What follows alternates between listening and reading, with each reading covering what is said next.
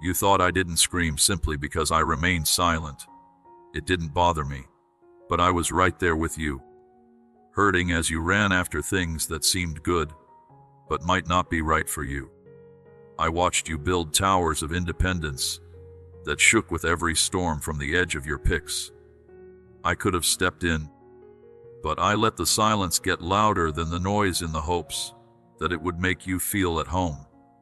You thought my silence meant I was far away, but it turned out to be kindness. I was granting you the opportunity to reconnect with yourself and acknowledge, Jesus, I miss you.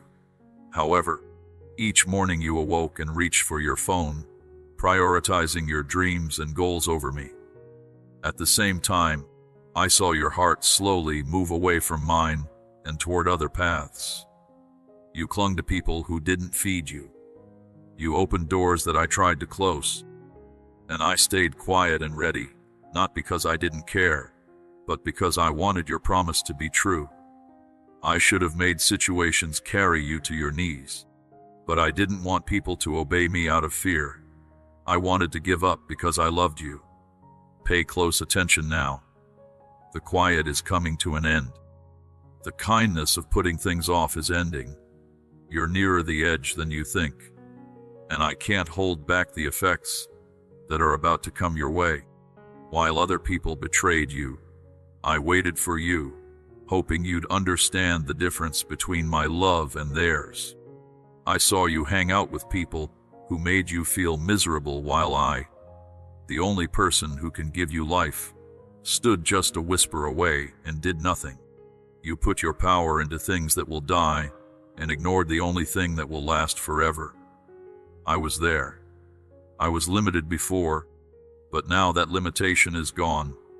You think you studied, you have more time, but time is ending faster than your senses can register. Do not test me in the same way. My hand has been there. My grace has kept you safe. I spoke in a whisper, but the hourglass is almost empty. This issue has nothing to do with me leaving you. It's because you've turned me down so many times that I have to do what you want. You are not left alone. What you've chosen is being given to you over and over. It was my wish to walk with you in peace. However, you continued to go for walks alone amidst the chaos. Now the silence that felt kind before is the quiet of no longer being there. If you believe I'm fading, it's because I'm not in a delay state. I'm stepping back. Additionally, I am no longer able to watch for you. Still, I got closer with each passing second, knocking not firmly but softly in the hopes that your spirit would shake and open. But the noise made you angry. You laughed with a false sense of safety because you thought tomorrow was yours. How many times did I touch your heart while you were scrolling, sitting alone, and hurting inside? How many times did I wake you up with strange unease and a divine tightness in your chest, begging you to come back and talk to me? Not to impress me with your perfect prayers, but to be with me for your weakness, your questions, and your truth.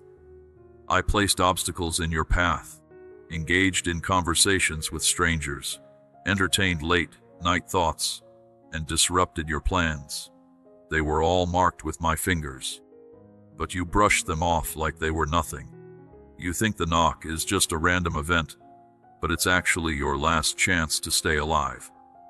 Now, my child, the door that you wouldn't let me open to take care of you is beginning to rust shut. I'm not being mean to you now. I'm telling you what's already going on. Moving on its springs is the door that stood open, ready to protect you from the rains that were coming back. You thought it would always be big, but that was never a promise. I don't lock doors to punish people. I close them to shield my holiness from ridicule and repeated rejection. Every time you told yourself, later, the door got a little bigger. You didn't hear it creak because you were too interested in what sparkles and burns. Now is almost the end of the time for light hitting. Soon there will be no more knocking. Your actions spoke louder than your words because you didn't want to be with me, not because I don't want you. My kindness isn't a weakness, and I won't give up on you forever. You would have to pay a lot of money to skip this advice. Your breath is a loan that you can use. Each heartbeat takes up a different space, and you risk your whole life for short-term acceptance.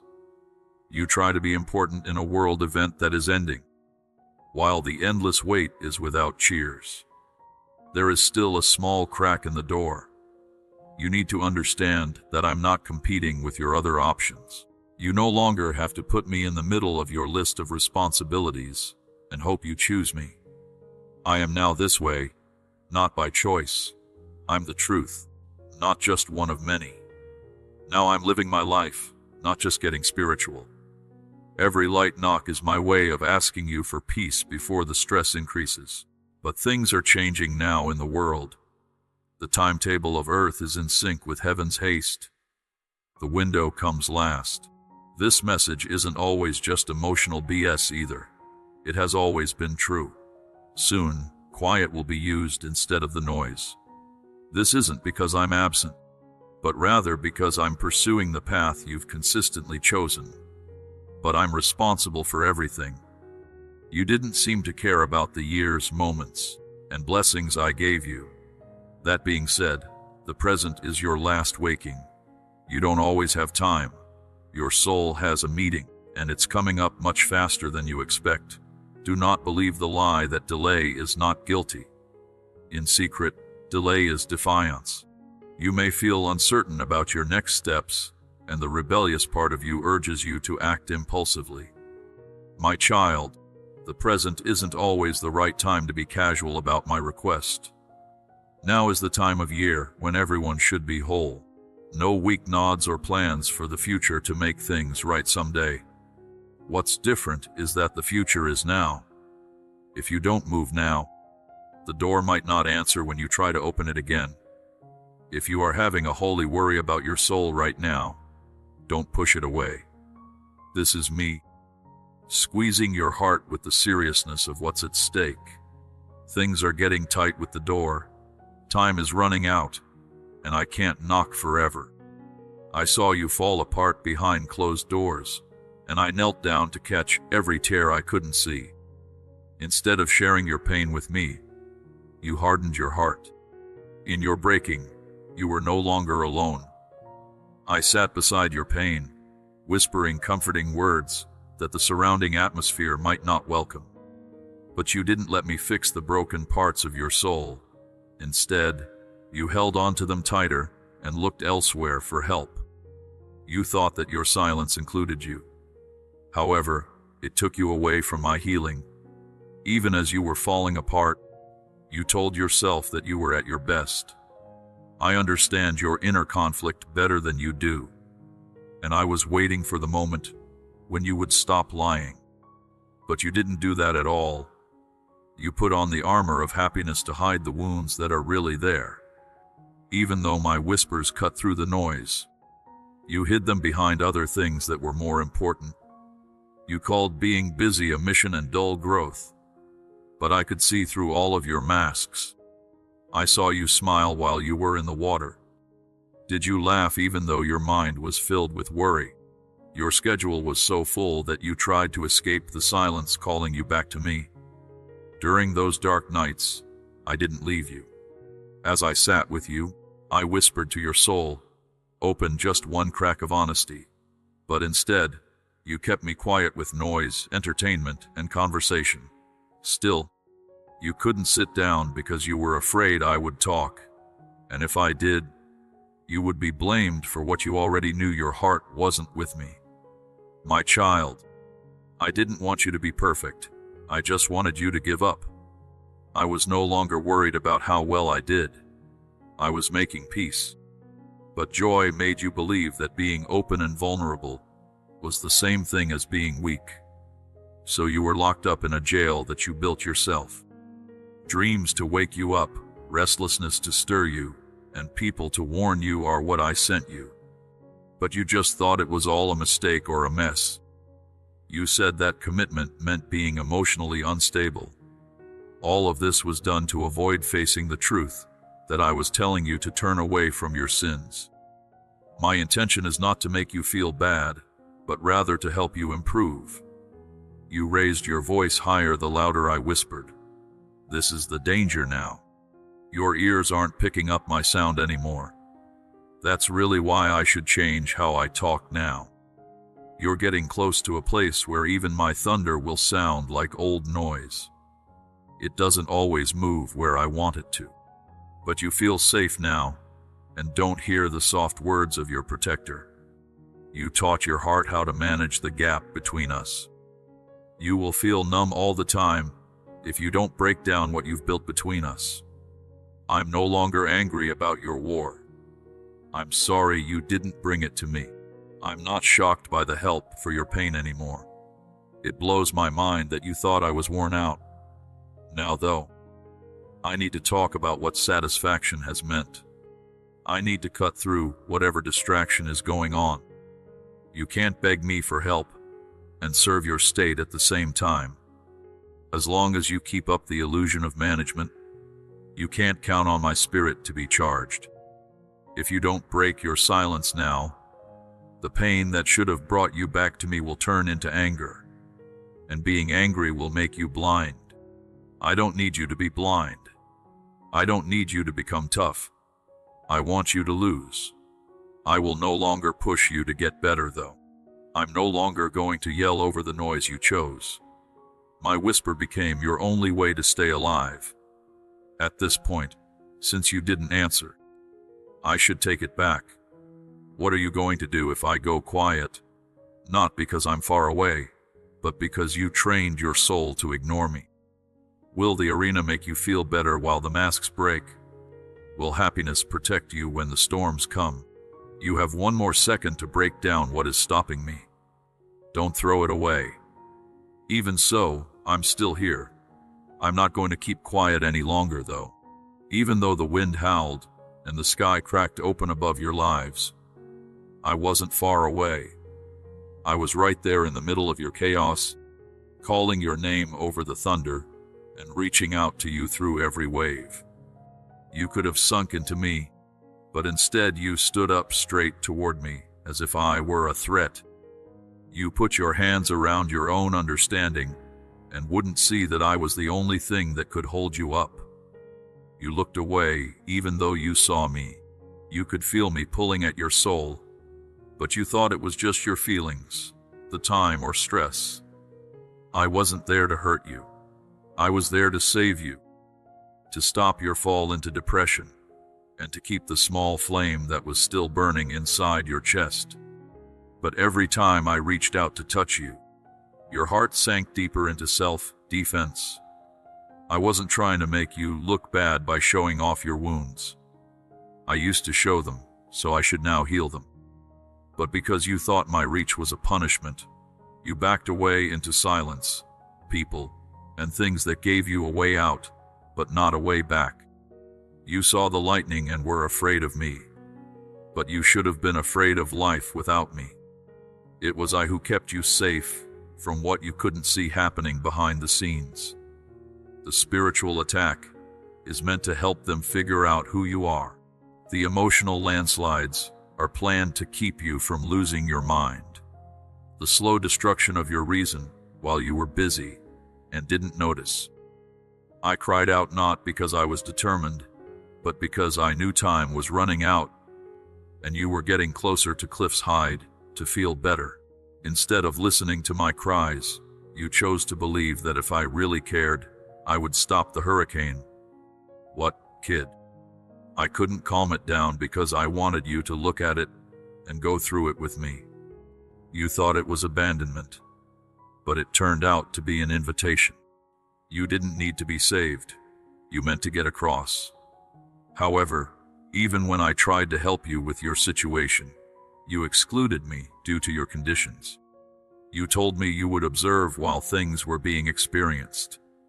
You promised to obey as soon as your worry calmed down. However, religion is not formed with ease. It is found out in storms. I wasn't indignant at your fear. I used to feel sorrowful, which you allowed by choosing to listen to others instead of my voice. You blanketed your ears. Now not because you couldn't hear me, but because you failed to need to. Somewhere deep inside, you knew what I'd say. You knew I would name you better, far away from consolation, out of compromise, and into covenant. And that terrified you more than the chaos itself. So you ran now, not with your toes, but with your cognizance. You chose noise over nearness, survival over surrender. And I saved my standing. I kept ready. I stopped calling, but I will not wait indefinitely. A storm that once made you tremble should have also taught you to trust. However, now it's turning into a flood, and I will now not maintain the return tide if you preserve yourself for me. You cannot continue to silence me and still expect protection. You cannot reject my cry and then blame me when the silence gets louder. I'm not the storm. I hold a savior status in this situation, offering you the best opportunity for escape. I do not cry because I am weak. Rather, I cry because your destiny is slipping through your fingers, and you are unaware of it. I weep due to the fact your spirit is slowly drifting, numb to truth and deceived with the aid of shadows. The present isn't just a second. It's far from the crossroads. You can either let me draw you in now, or you will be swept away by what you thought you could handle on your own. I cannot now stand in the rain forever. My fingers are still open, but they might not be forever. And when they drop, now not in anger, but in finality, you will keep in mind that I stood there through it all. I cried, I weighed in, after which I stepped back. Don't mistake this second as wrath infant. See it for what it absolutely is. This is a sacred interruption before it becomes too late. I am not here to strike you down, but to strip away the illusions you've clung to for too long. Illusions that have disguised destruction as freedom and put it off as harmless. You have reached a turning point where your choices will no longer be protected by grace, based on your credit score. The choice you make next will shape everything that follows, not only for you, but also for those who are unknowingly affected by your decisions. Your religious stance has a profound impact on countless lives. How many futures are delayed because you keep putting me off? You have referred to it as figuring matters out. However, you have been avoiding the crucial element that could have helped you heal. This process isn't always about condemnation. The issue is about consequence. I'm revealing the burden of your steps so you recognize what is certainly at stake. I cannot let you maintain this route on foot without feeling the gravity of your resistance. I don't want you to fall. Rather, I need you to stop repeating the same cycle over and over again. This message isn't meant to scare you. It's meant to forestall you, to wake you from the damaging shut-eye you've fallen into. You have justified disobedience with comfort. You've excused compromise with common sense, however. Heaven would not bend to earthly excuses. My country doesn't alter to rebellion. You've been warned in quiet methods, and now I'm speaking louder, presently not out of fury, but out of urgency. Because if I remain silent, if I avoid confronting you now, you will continue believing the lie that you're first class. Time remains on your side. However, I see what's beforehand. I see the trap that is set just beyond your next careless step. I see the devastation that is constructing like a hurricane in the back of the horizon of your choices. I am no longer right here to shame you. I am here to rescue you before your will leads to your ruin. I did not lay you out for cycles of remorse and not on-time surrender. I created you for motive, for intimacy, for movement inside my plan, but you've grown numb to conviction and hooked on comfort. You pray along with your lips but stay with divided loyalty.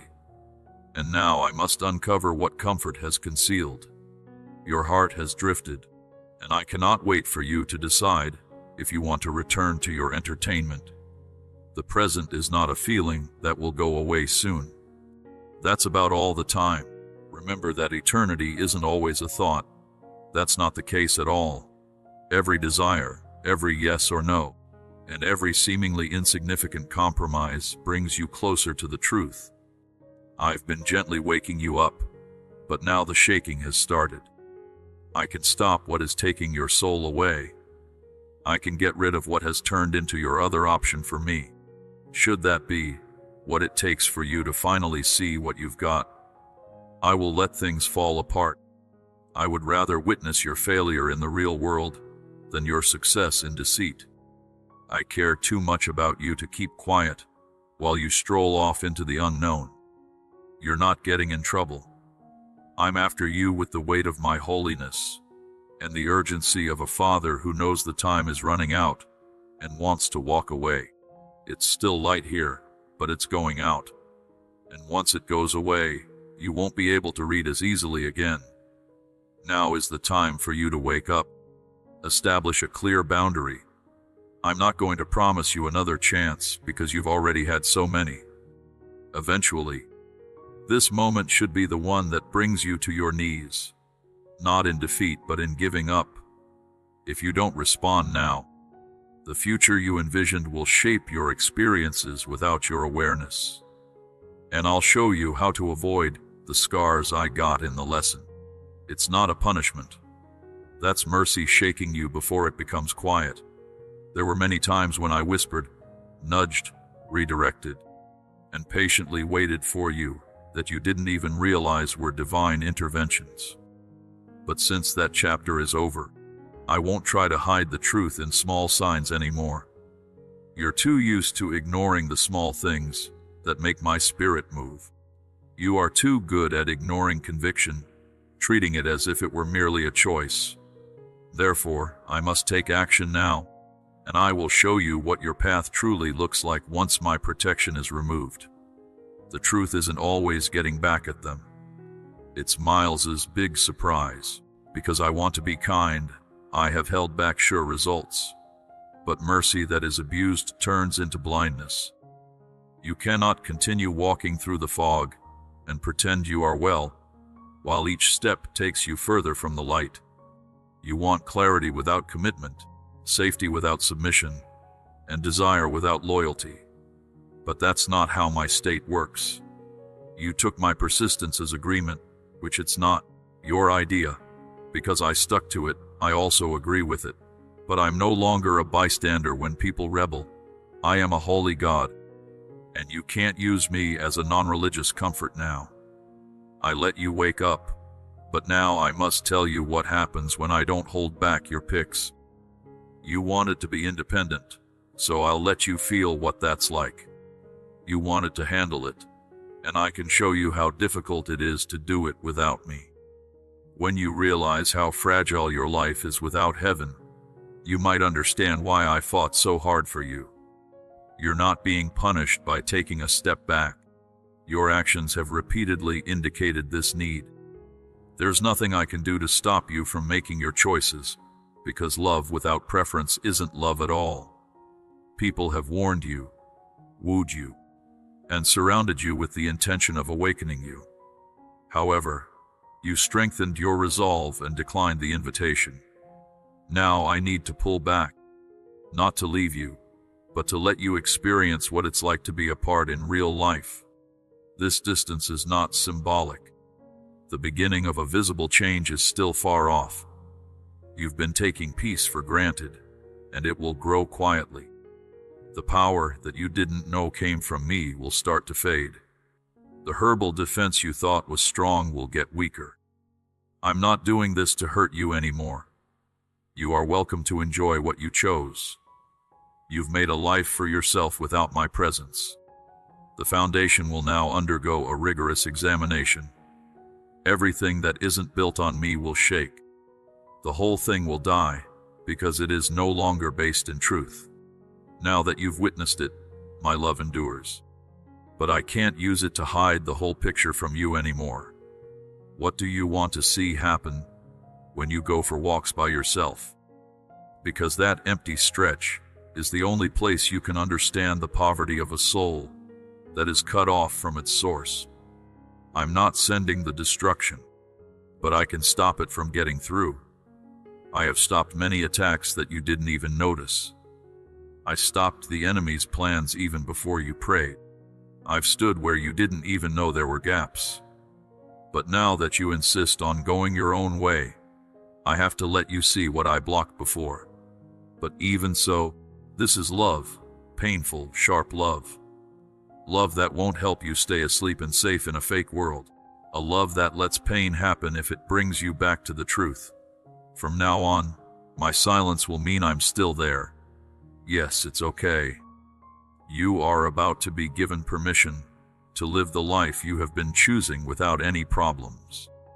Even though you finally know what it's like to walk without my whisper, my presence, or my safety, I'll still be ready for you if you come back. But I'm no longer able to beg. I'm unable to nudge. I'm going to stop putting off what should happen. That is what you revealed. When you try to stay separate from the breath that keeps you alive, it feels like that. The only time I can step in now is when I see surrender. Not just tears anymore, but real turning. That's why you'll never understand why I was crying during the typhoon until you stop being so rigid. Now, little one, you should try walking this road without me with you. I have never supported forcing your will or choices on you. When love is forced, it's not love, it's slavery. It was my mission to free prisoners, not to make more. It took me a while to wait, because I wanted a sure rise from a place of deep popularity, not desperation. But now, time is weighing on your indecision, and I must let go of what I've been protecting. I am not refraining from causing harm, because I desire it to occur, but because I cannot continue to shield you, while you persist in disregarding my concerns. While you beg for change, you are the one who has to go through it. You beg for peace while making things worse. No longer did I not care about you. Instead, I watched with aching patience as you drifted further away with each new day you spoke in my direction. My voice shouldn't get in the way of your plans or choices in any way. It's no longer possible to weigh me. I'm the very thing you're denying yourself. I can't put myself in a position of authority in your life if you keep giving that position to fear, distraction, pride, or comfort. I knock, yes, but I don't hurt the door. Since you would rather not open it with surrender, I can now respect your choice and let the process work as it should. I still love you, but I won't beg for something that should have been given freely. I was late to the results announcement because I wanted to be nice, not because I had to. But mercy ends when the heart gets hard from putting things off for too long. If I didn't question this sample, it would no longer be compassion, it would be cruelty. Feel the truth of what you've chosen with all your heart. You want to know that the timeline for your idea is falling apart, even though you act like it's not happening. Furthermore, I can't stand in the way of what's coming, not because I'm far away, but because you've made it clear you can't walk in agreement. Your being unwilling can't stop what I need to start. I made room for people to say sorry, go back, and take a step forward. But as long as that area is abused, it will turn into a place where lies are told. The degree is now being torn down. I'm letting the illusions fall apart. I'm letting go of what I've been holding in my lower back so that your soul can finally understand how serious this condition is. No extra wait time. There is no better religious bargaining. There is no need for additional negotiation over partial obedience. You were looking for a sign but didn't see the warnings. You wanted confirmation, but you forgot about conviction. Now, I'm not going to stop the falling apart that your choices have caused. The shaking will no longer spoil you, but instead break down everything you've depended on more than I have. I am no longer able to make idols look bad. You can no longer think of me as a backup plan. I'm not going to be quiet while your fate is given up for comfort. Today marks the moment when the actions you allow will become more powerful than your intentions. This moment isn't always about being scared. It's all about ending things. This day is the hour when what has been put up with will be shown. Now I can't step in unless repentance is real and happens right away. You can't talk to two people at once and expect one to stay quiet. I got there late. I called. I've put out my hand. However, the necessary tasks will proceed, either with or without your assistance. Someone called out your name, shook your heart, and told everyone what you were here to do. However, the harvest is ready, and if you don't answer the call now, someone else will likely receive it. It's not possible for me to expect people who refuse to rise. Being with me is holy. You can't waste my time. I am still here, but I'm not going to wait any longer. What should happen next is already happening, and you'll either go through it with me or without me. You choose. You were giving something that wasn't meant to touch your life, an open invitation every second you hesitated. The way you delayed wasn't passive. It left a hole that darkness started to fill. You had been telling yourself that, but you had been thinking, processing, and praying about it for longer. The enemy was already taking advantage of your silence. He didn't need your panic. He easily wished you would put things off. The once loyalty-filled space is now a place where dissection can occur silently, undetected, and under the guise of safe options. What you used to put up with is now rude. Things you put off began to get bigger. As you continued to stand still, the traps set around you became increasingly deeper. Even though you thought you had time, it stopped being in your hands. It was grace that was loaned to you second by second, and you used it to make deals with destiny. You have permitted procrastination to become a source of comfort, but it has never been harmless. Every delay in giving up is a delay in protecting yourself. Every time you paused instead of giving in, you made a space that can't be filled with words alone. I'm no longer warning you about the risks of fate. I'm letting you know about something that is already breathing at the edge of your life. The things you believe you can manage, restrict, or alter are preparing to assert their ownership. The things that made you want to give in are now becoming defenses.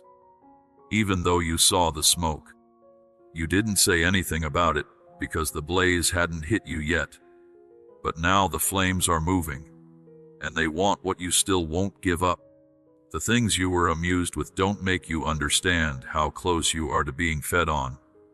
You believe the wait was justifiable. It's not longer. You can choose, and that wish has results. Darkness wouldn't be excited for your plans because you said, I will deliver it up later. When doors aren't locked, hell moves quickly because of this. You can't stay in a state of indecision and hope that the storm doesn't hit you. It's not just a season. There is a holy fight going on there. You are in the line of fire because you are late. You were not meant to live this way. Afraid, confused, and only half awake. I gave you the ability to walk in clarity, power, and freedom. However, you have delayed your progress in a notable way. What was a whisper is now a shout. You don't need to be scared of me. I want to free you from the false sense of safety you've created around yourself. It won't be long before this illusion of power falls apart. You can't put off turning away from your sins and wait for peace. When you pause with obeying, you can't count on layering to happen. I saw you come back so close to giving up. It's best to back away as soon as it costs money. But all of the money that comes in from the state needs to go back. The longer you wait to give me what I asked for, the more likely you are to forget what I planned for you. You are nearing a critical juncture where uncontrollable events are imminent. This is not a fair penalty. That's pretty close to okay. The darkness was allowed to stay every time you chose quiet over defeat. This is when I should let the pressure rise so that your spirit wakes up to what's really happening. This is your last opportunity to act, rather than just react or have a purpose. You already know what I want to ask. You've known for a long time. Not being sure is no longer my thing. You're not willing to do it. That pushback has brought chance closer than you planned. What began as doubt is now a terrible disaster. There is no longer any time for you to put things off. The time calls for a choice. There must be more to consider in this moment. But I won't drag you either. I also won't wait forever while the enemy lays out the ground I gave you control over. Thereafter, what you do will change everything. Yes, I'm speaking out loud because I really like you and won't let you slip into smash quietly. Don't say you weren't told. Admit that you knew what it was. By putting things off, you invited this threat. You need to break the habit now, before it destroys you. There was never a time when I came up to you without showing kindness first. Every warning I gave you was laced with kindness, not anger. I pointed out your mistakes not to make you look bad, but to help you learn from them. I found them so that you could escape away from them. As you fell, I wrapped my arms around you, not because you deserved it, but because I wanted you to know how much I loved you. This was true even during the times when you didn't love me. I still took a deeper breath every time you forgot about me. Another chance, a different open door. It wasn't a strange turn of events. That became a show of kindness. I was pleading with you to speak, demonstrate, or respond. But there is a time for kindness. It's like a river. But since it will be turned down over and over, it will become a flood warning. If you are unfaithful to me, you cannot benefit from my kindness. I saw how you used my kindness as a backup plan. There when you needed it, but ignored when it wasn't handy. But when you keep turning down kindness, it turns into the thing you fear the most. A silence you can't fight. You thought my endurance would mean I didn't care, but it turned out to be genuine reserve. I didn't wait any longer out of a sense of obligation. I did it because I wanted you to support me before the consequences became overwhelming. I didn't wait because I wasn't sure. Due to the fact that I was giving you all the risks of the other way, before the storm got stronger, I am behind schedule. And you are no longer in a state of grace that hasn't been tried. You're walking through the remains of times you missed. And that leftover feeling is calling for justice. Some people left and replied too late, but not the kind that came from anger. You laughed at something that should have made you shake. You talked about what had to have made you fall to your knees. And you called it a strain. I provided you with countless nights, filled with a heavy sense of confidence in your chest. If I sent you dreams to warn you, you would have thought they were just your mind's tricks. You have ignored my voice like it's just background noise in your quest for everything else. Now I should let you taste the void that is bureaucracy, while kindness gets out of the way. I don't always give up like this. This implies that I'm allowing you to hold on to what you've saved, while simultaneously urging you to disregard the path I've persistently presented to you. You said that God knows what's in my heart. Yes, I do. That's why I need to ensure that what I'm responsible for remains in good condition. I noticed the happiness that looked like pain. I heard the reasons being made in a smooth voice, even though they were based in anger. And I let kindness flow, hoping that one moment would tear you open. You build stronger walls instead of breaking them, though. At first, you thought that was true, because judgment didn't come quickly and wouldn't come at all. I'm not sure about your timing anymore, though. Acting in concert no longer moves me. I move around when it's time, and now the end of time has come. The events that occur afterward are not a consequence of my decision to leave you behind, because you kept ignoring the help that could have made all the difference. This is what happened. Kindness stood like a guard in front of judgment, but now it moves away, not because it's outraged, but because it has to. It's not possible to forget about heaven and still ask hell to protect you. You can't say no to a Stradian and then demand that Grind condemn you instead. I express this because my love is profound and unwavering. You can't put it off any longer.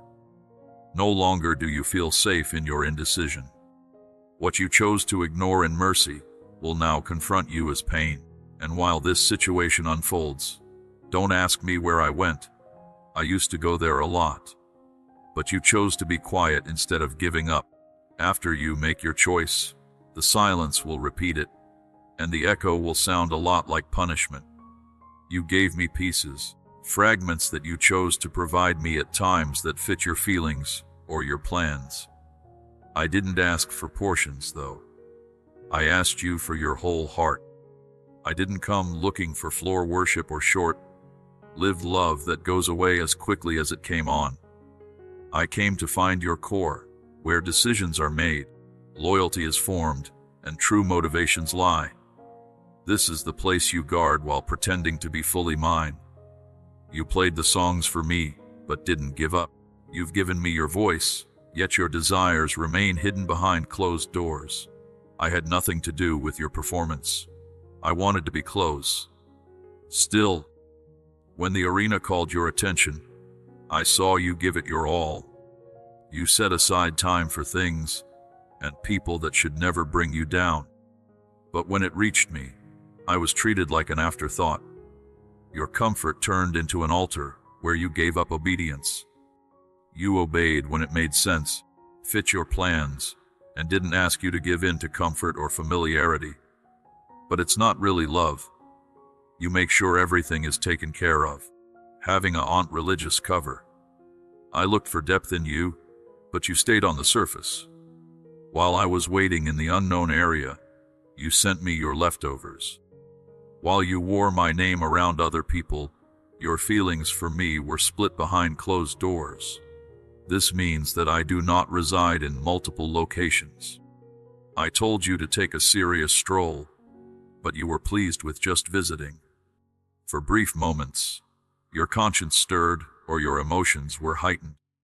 When I whispered promises, you replied with conditions.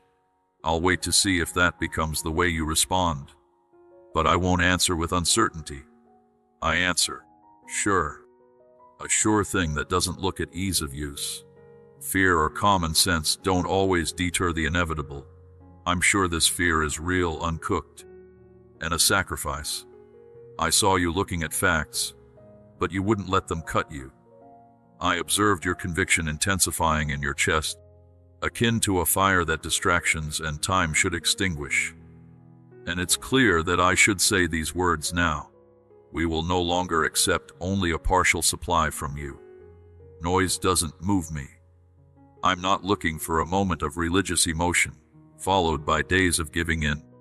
I need your attention, your love, and your loyalty, not when it's convenient, but when it costs you. This is because real worship is determined by the depth of your commitment, not just superficial gestures. I am no longer inspired by your capability to copy my phrases. I am examining the area where you make your choices. That space still resists me.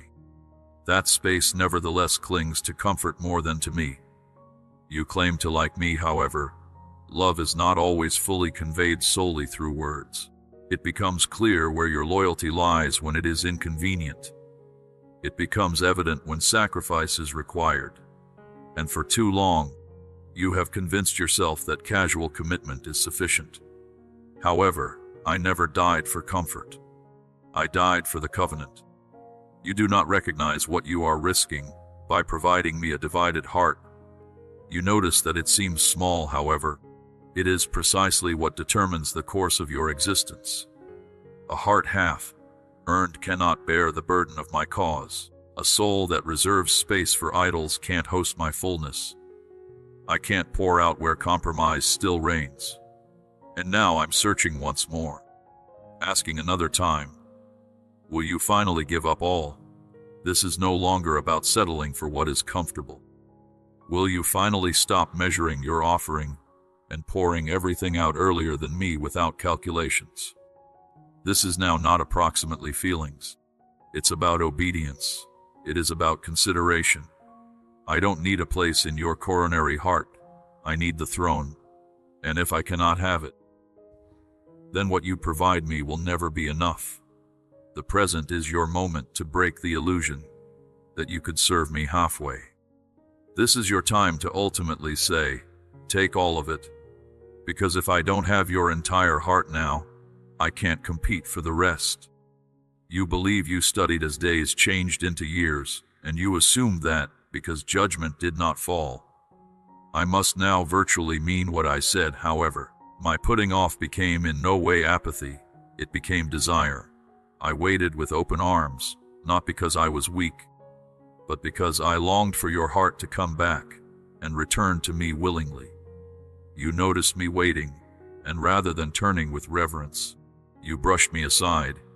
You mistook my desire to return for hesitation, not realizing that every moment of silence was filled with intercession, and that each breath you took outside my will was granted by mercy extending itself just a little further.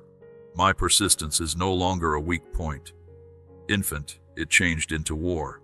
I fought to offer you time. I battled unseen forces to hold the line longer, even if your moves gave them rights to improve. I extended seasons you didn't deserve, praying your spirit might finally melt. Instead of coming home, you walked further away, as if grace were a limitless rope that you could tangle around your own dreams. I allowed the sun to rise, while you had no intention of praying. I would prefer to meet you in places you probably didn't invite me into. I found my hand over plans that weren't mine, not to advise them, but to save you from them. Despite my intentions, you interpreted my actions as approval. You consider the benefits intended. I used to feel comfortable with the distance between us. However, my dear, blessings can flow from brokenness. It's not that I advocate for rebellion, but rather that I understand what lies ahead, and I was merely buying you some time. Do not now confuse provision with partnership. I blessed you in your destiny, not in your current situation. You thought my silence became permission, but it turned into pleading. I used to be hoping you would look past your schedule and note the stillness, hoping you would pause long enough to realize something everlasting became urgent to your chest. I let you keep your platform, voice, and recurring role, because I saw the real you behind it all, and was waiting for that version to show up. But time has run its course, and I cannot help you misread my restraint to any further extent. The present is not the season for misinterpretation. This is the season of revealing. The distance between what you are saying and what you live in is narrowing. The ecosystem is shifting, and the phantasm that my endurance is way past passivity is being shattered.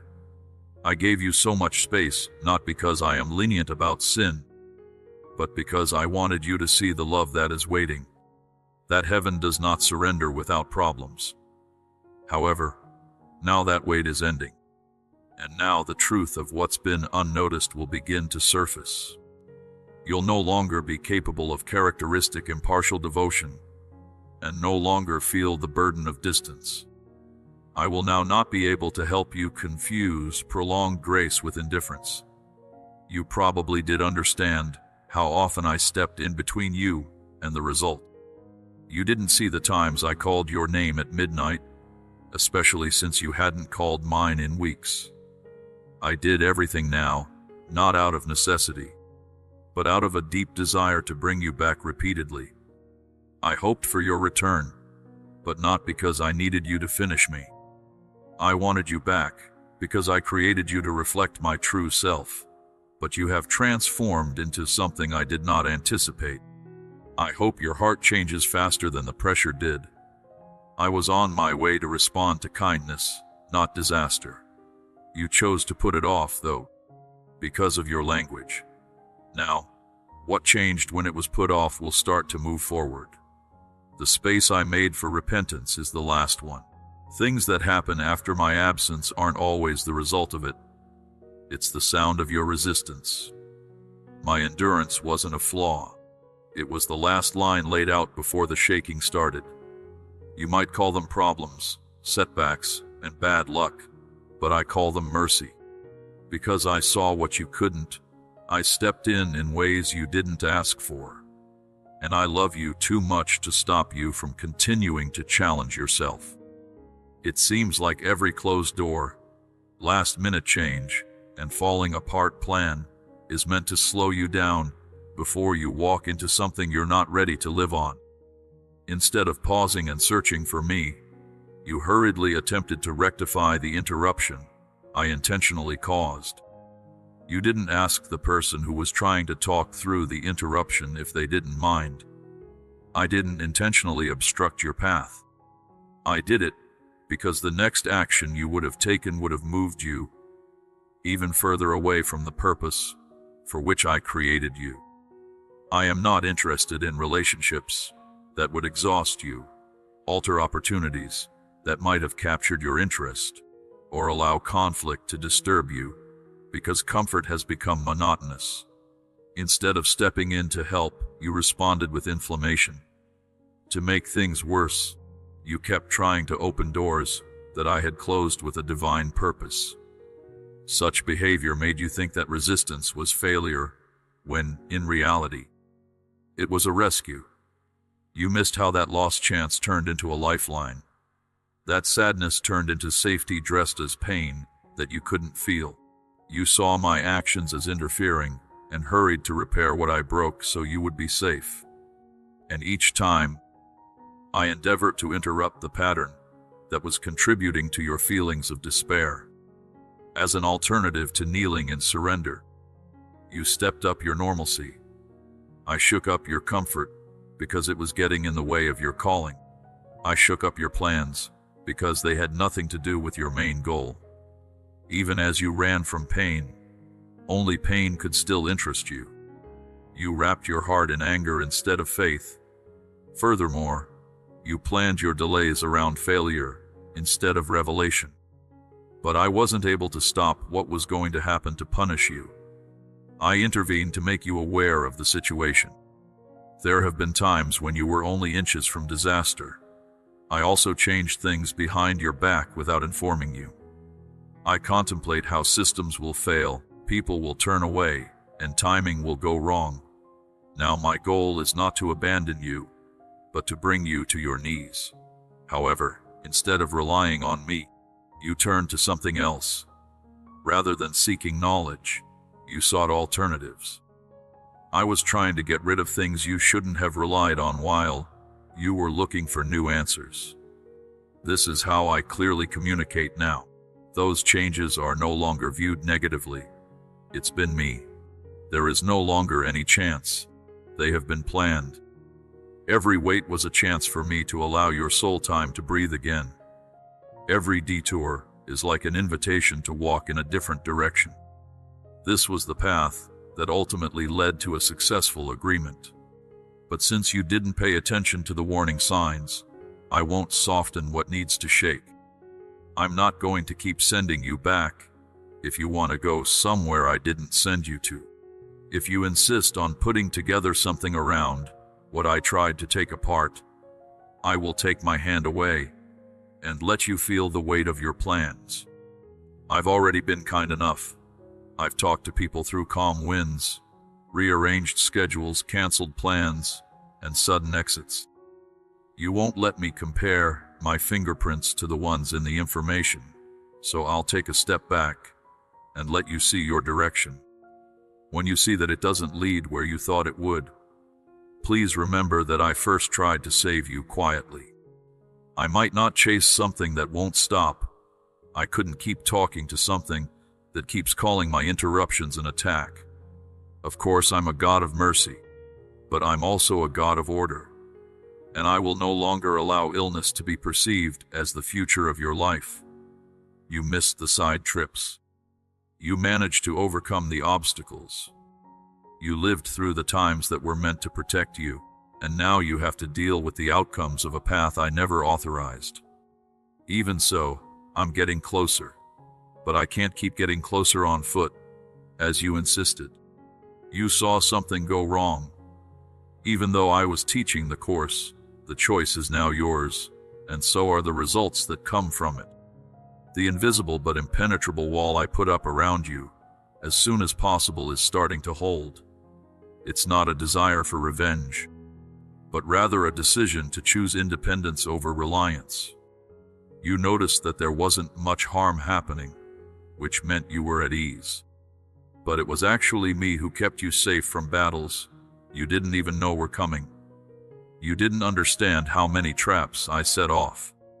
I took apart many weapons before they reached you, and I deflected numerous accusations before they could reach your attention. However, your choices have made it clear that you don't need me to be there. So I can now, and will let you enjoy what it's like to stay without my help. It's not a new storm. It stays there all the time. Because I was positioned between you and the impact, you could not feel it. Now, though, the hurricane will hit you. And it's not because I want you to fail. It's because you've turned down my protection for too long, making it useless. This individual isn't giving up. It happened because of this. This is what happens when grace is tainted and covenant is not seen. I didn't help you in any way.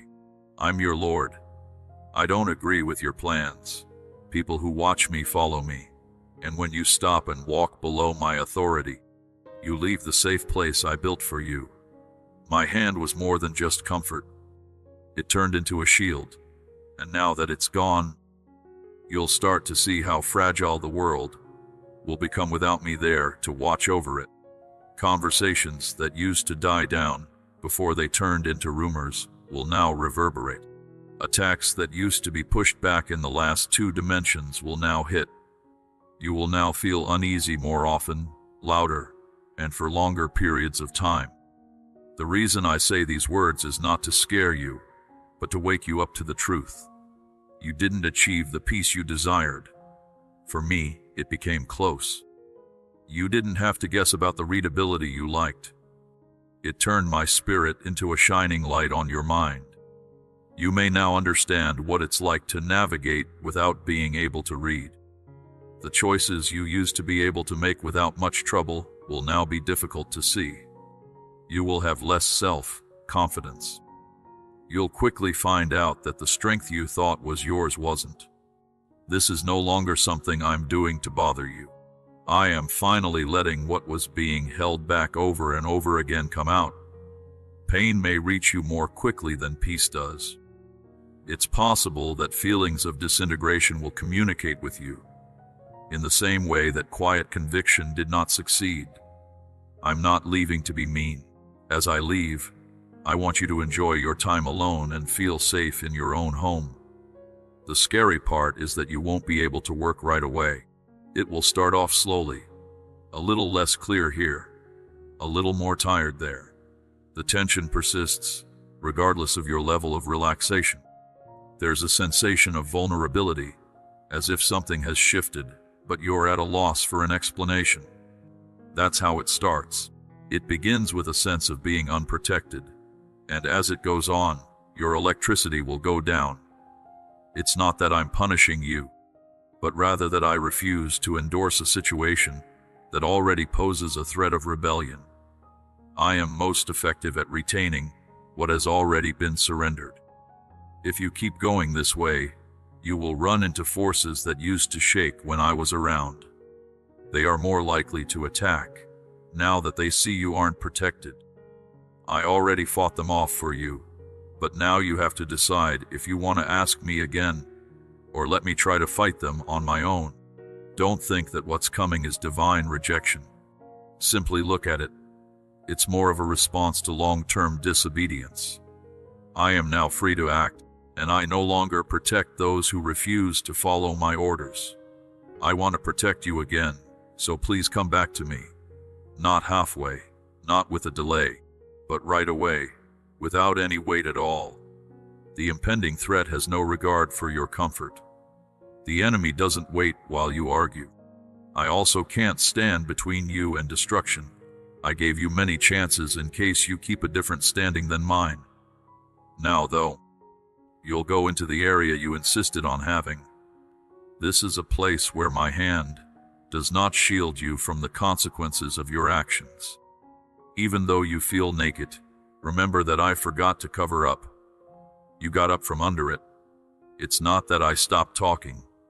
It's that you stop hearing. This means that you let noise come out as you say, and it changes what your practice is.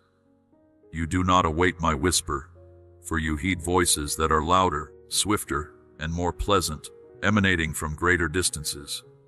Places where I once resided. They talk to each other often and in a hopeful way, but they no longer carry the truth. Spiritual language encapsulates review, possibility, and confusion. As they were constructing things, I anxiously anticipated a moment of tranquility that never materialized. You listen to voices that make you hungry, but don't help you think things through. Rather than adapting to the situation, you heed the voices that contradict your beliefs. I was the primary voice you relied upon, the one you called out to in your moments of solitude. But now I'm buried under layers of distractions that you've called reason. You switched from conviction to confirmation, and by doing that, you gave up order for chaos. You ignored my main point and focused on what made you happy instead of what kept you on track. Now you are enveloped in a type of noise that alleviates your discomfort but prevents you from responding to your call. You don't take into account the quality of reality correctly. You have a lot of noise around you, but you need to know where you're going. My sheep know my voice because I'm the shepherd. However, the habit of liking things I didn't send has dulled your sensitivity. I'm not upset that someone is bothering you. It hurts me that you no longer ask me what is real. You quote me, but don't lie to me. You say my name, but you don't wait for me to answer. Because of this, the voices you've taken on have become louder. They fill the empty space that had become a prison for me. It seems like you've lost the ability to figure things out because you don't provide me a place to form my thoughts. I showed up. You stopped being respectful. You think that every thought, feeling, and fashion is similar and worthy of attention. Now, though, not every voice is mine, and not every message is holy. You're in danger because you can't tell the difference anymore. What once seemed discordant now resonates with familiarity, and what used to make your spirit sad now makes your soul joyful. This change isn't because I've been quiet, because you have so much going on in your life. My voice can't pass through. You really want to understand something. It's no longer true that all revelation is holy or that all thoughts lead to existence.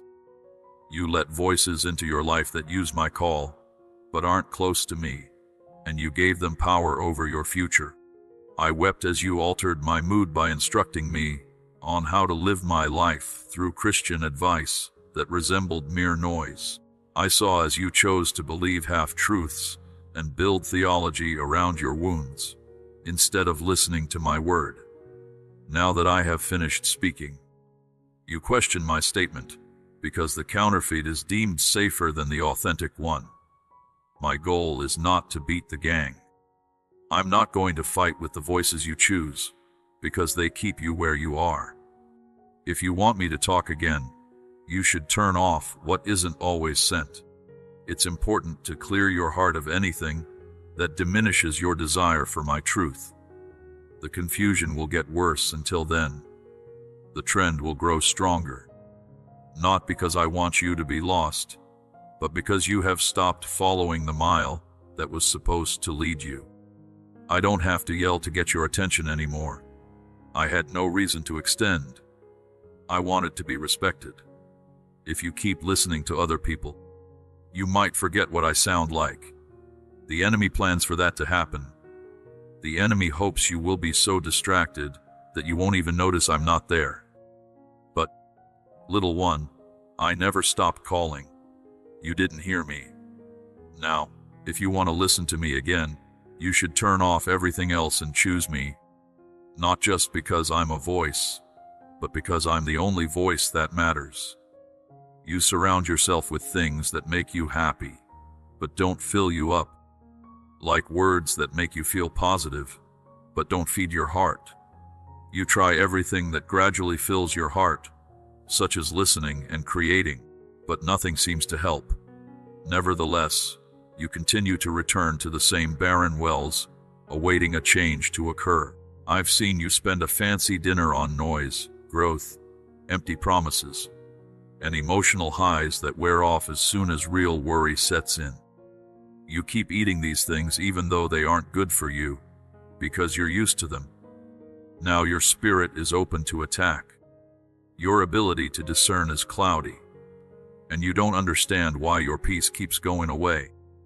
It's because you're filling a soul made for greatness with things that don't matter, have no weight, or have no substance. You're full of all the wrong things: opinions, fun, distractions, and empty non-secular words that sound good but don't mean anything. I set up a desk of energy, insight, and presence, but you didn't notice it because you were looking for snacks that don't take a sacrifice. There are messages that never hit you in the heart, tracks that dull your conviction, and voices that confirm your lack of interest. And the feeling of being hungry is normal to you, now that you're used to getting fake food. You say you're at your best now that you're not falling behind. But strength and life aren't always the same thing. It has been found that you can work as Mount Nuri. You have perfected the art of acting while your inner man dies. It was never meant for you to live this way. You are constantly seeking and often experiencing highs that don't provide enough time for healing. I didn't force you to cling to falsehoods or unreal ease. Your soul was made to want me, my words, my truth, and my love. But because you've been fed so many substitutes, hunger and fullness have become numb and inflammatory for you. You look for a cure but can't discover anything that works. You try to hear that message, but it fades before it can reach your spirit. I get it. I understand the tired look that lurks behind your smile. The stress that prevents you from accomplishing tasks is real. The pain that whispers late at night, when everything is quiet, however, reflects your thoughts. That pain is your soul's way of calling out for the only thing it was meant to know. That space isn't sadness, an escape, or a character. It is the sound of being apart. You've saved some fun for later, but you're no longer interested. Though inspired, they have not given up. Now you know, but you're not ready. Furthermore, I should let you know that you will keep wanting things that will never satisfy you until you come back to me and let me expose you to real food. You want to know something that will break you. No longer do you just want words that calm you down. You want fire that cleans. You need the weight of my presence more than any other quote that will cheer you up. My desk is still set up, but you need to move each plate of smaller things to the side.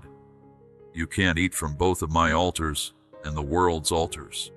You can't drink from the cup of agreement and eat facts at the same time.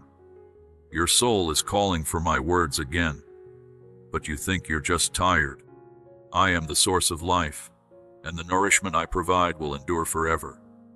I am the living water, and what I offer will never run out. But you should come empty in order to be full. You need to stop acting as if you're full and start recognizing that the inside is empty.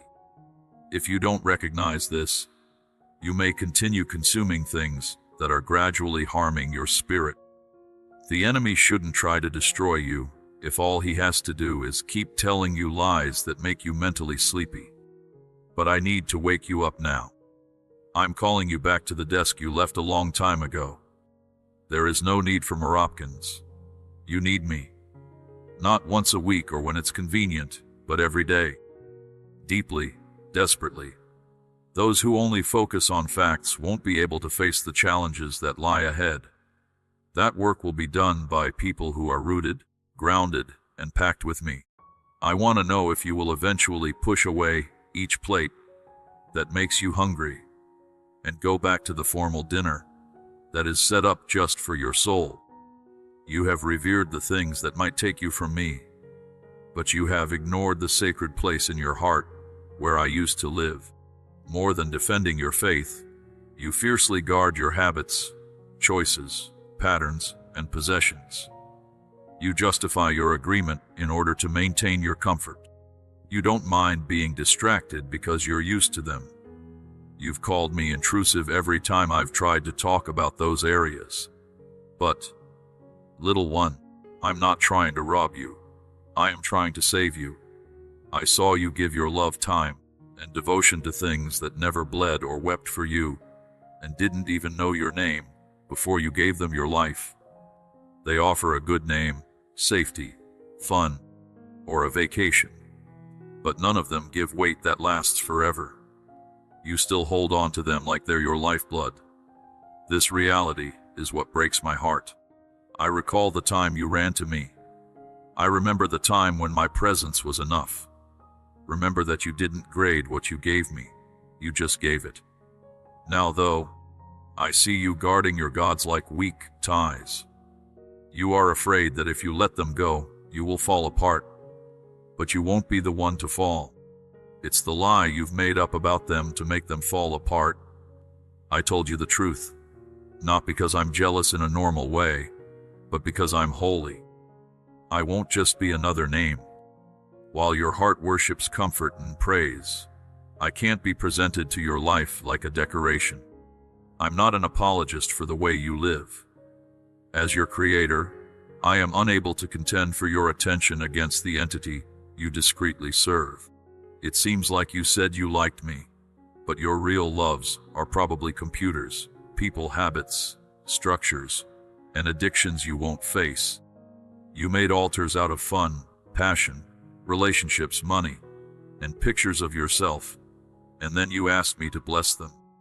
But I no longer bless rage that is dressed up as something important. I no longer find it funny when idols use Christian words.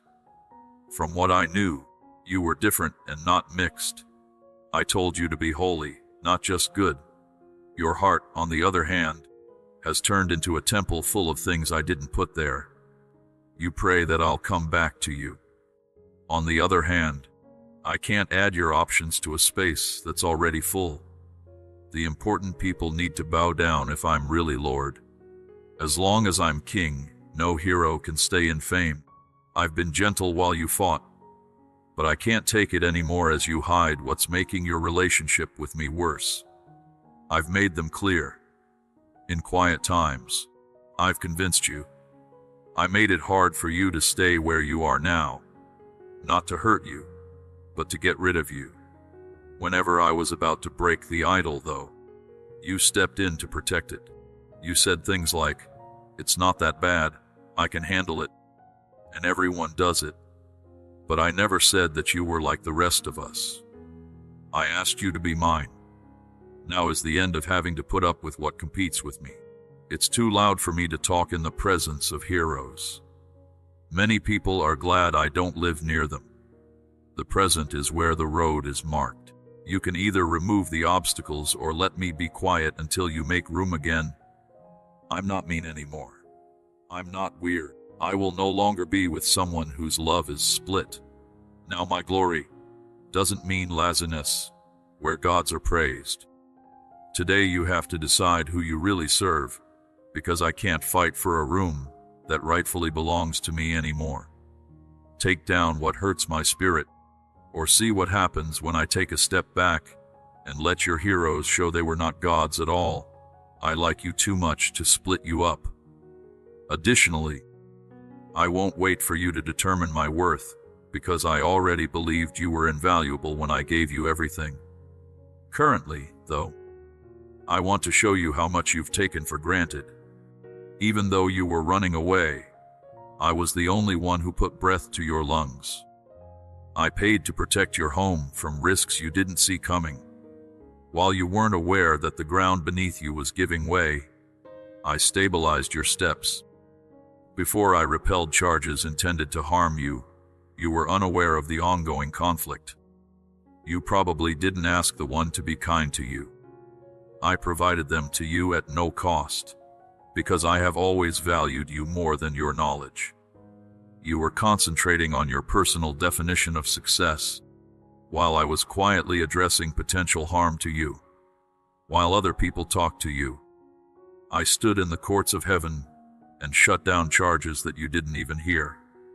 While you found peace and applauded your approach, my spirit remained with you, yearning for a barrier of fire. You were given chances that had nothing to do with your skills. I created opportunities that your name should never have been able to access on its own. And I didn't do it to get praise. I did it because I wanted you to know me not just as a hero, but also as someone who keeps you alive. Your idea turned into your job, which led to the raise. You trusted your instincts. Your charm kept the room from voting against you. But at the same time, it turned into me working behind the scenes, giving you kindness when you didn't deserve it. I stood on your future before you had even said a prayer. I spoke in a whisper that kept you from losing. You called it good fortune, that I perfectly lined up people and times. However, I was never lucky. I used to really mean it. I didn't wait for you to be perfect before showing you kindness. It was me who moved before you. I forgave you before you admitted it. I stayed close even as you walked away. But now my love has to be based on looks alone. You no longer notice its shape though, so it doesn't matter when it changes. You are so accustomed to receiving unforeseen advantages that you anticipate them, even in the absence of a romantic relationship. You've let comfort keep you from seeing the person who gave you the gifts. Your mouth is saying, "Thank you," at the same time. However, merely existing does not express gratitude. It shows a sense of arrogance, and arrogance and closeness can't live together. Now I don't have to cover what you will agree with. I can step back from situations where you think I will always step in. This is not because I despise you less, but rather because I cannot endorse your mistaken notion that blessings equate to alignment. They don't. It was a blessing for many to rise up. The goal isn't to support them, but to show their heart. When I kept people at a distance, it wasn't because I agreed with their choices, but because I wanted to give them a chance to change before they were corrected. And you, my beloved, are at that point. You saw less of what I gave than what I did. I've been here longer than you think, but the time for unrequited love has passed. I'm no longer a silent supporter of your life. You can't keep me as your secret source, as long as you praise other people, follow other paths, and build altars that don't include me. You said that I always would have given even though you didn't ask. Now it's up to you to decide if I'm really worth following, even if it's not convenient, even if the good things stop, and even if the want stops. What happens next will distinguish between those who desire my face and those who merely desire my hand. When the flood stops, you may learn if you were mine or just using me to help you. But even though I'm still the same merciful, kind, and effective person, I can't comfort you while your partner dies. I'd rather keep what makes you happy a secret to protect what matters most, your eternity. So now I can't protect you from what will happen if you ignore me. I can't bless over disobedience anymore. What was once covered in mercy will now be shown for what it really is. I gave without being asked. I fell in love without thinking. Now I want to be honest with you. Will you still like me after the gift is taken away? Or did I become the sole object of your affection when your hands were full? How many times did I change the environment around you in the hopes that your spirit could feel me? How often did your heart race when you were feeling very sure of something, but instead of acting, you did something else until the weight lifted? Fortunately, I prevented those moments from slipping away from your lives. They had been planned meetings that asked people to obey more deeply. Instead of going inside, though, you stood on the edge and calculated the fee. You could feel me worshiping, but you wouldn't let me pass. You felt rushed when you got messages, had dreams, or had sudden conversations. However, when you convinced yourself that you could give up later, in a better place, or at another moment, the someday you had been waiting for transformed into an insurmountable wall. You may also think that hesitating is a harmless action, but I see it as a loud way of saying that you agree with what is happening anyway. You want the truth before you obey. But I never promised that. I offered presence instead of predictability. Your silence is louder than any words of defiance. You're showing resistance by putting things off. I don't want you to say no to walking away. All I need is for you to keep hesitating.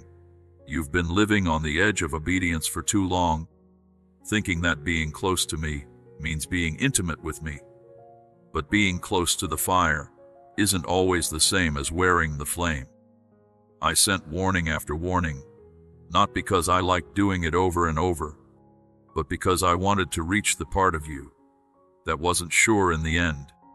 This is the part of you that nods but remains motionless.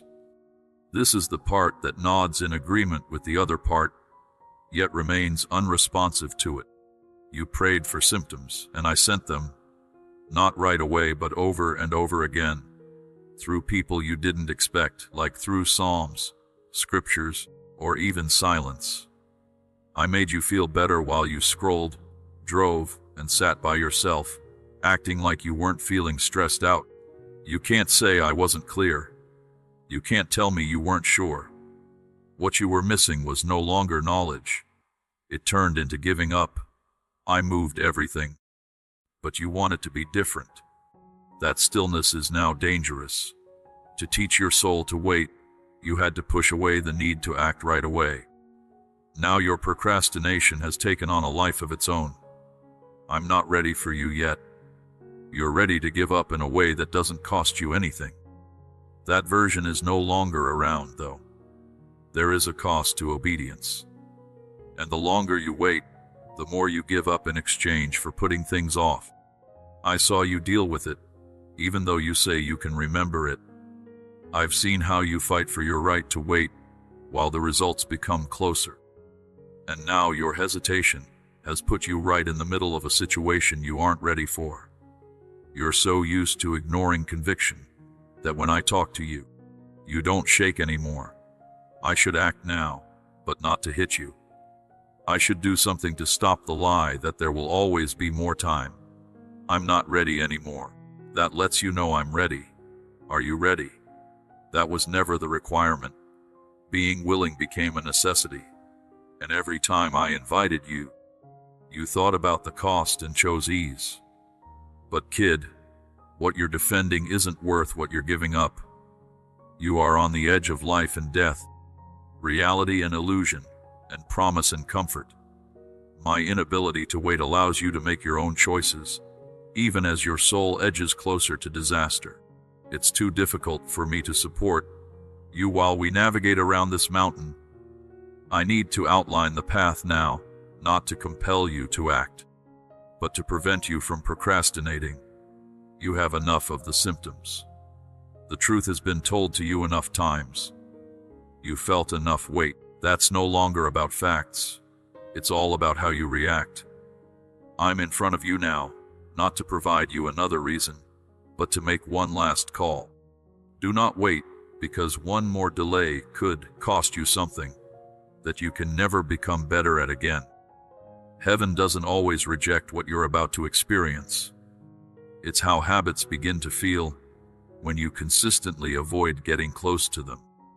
People were still worshiping. You could still hear my name, and you could still have moments of suggestion. But you will recognize a deeper truth beneath everything. It wasn't because I left.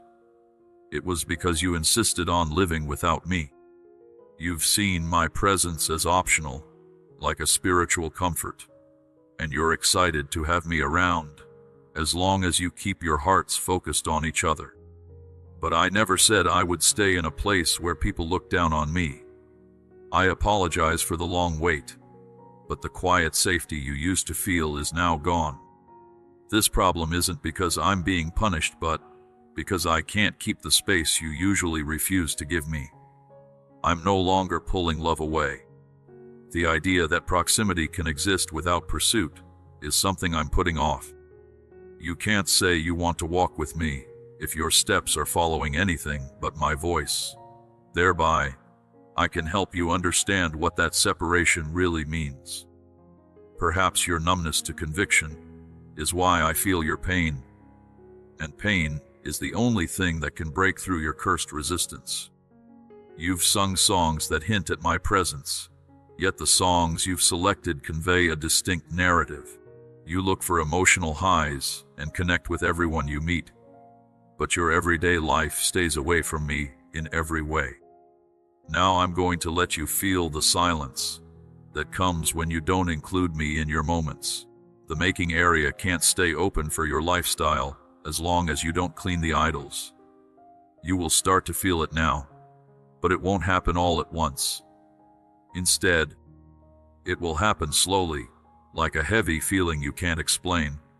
You will experience a sense of wandering, even in the presence of others. Nothing else can take away the quiet pain. Emptiness is not the same as abandonment. It is being exposed. Exposing yourself to the void you've been living in without realizing it's normal is what I mean. I didn't mean for you to become so familiar with distance that you thought it was peace. Now, though, you need to look at what you've been building without me, and it won't stand anymore. From the outside, your building looks strong, but without my breath, it's dead. Since you didn't follow my instructions, I can't make things harder than they already were. I'm letting the cracks show now, not to make you look bad, but to see what's left before it all falls apart. I waited quietly, but now I'm not just sitting there. I've been watching your choices play out, hoping you'll crawl back before the shaking starts. But each delay made your remedy stronger. With each excuse, my invitation was cut off. Now I should stop waiting for a reply that never comes.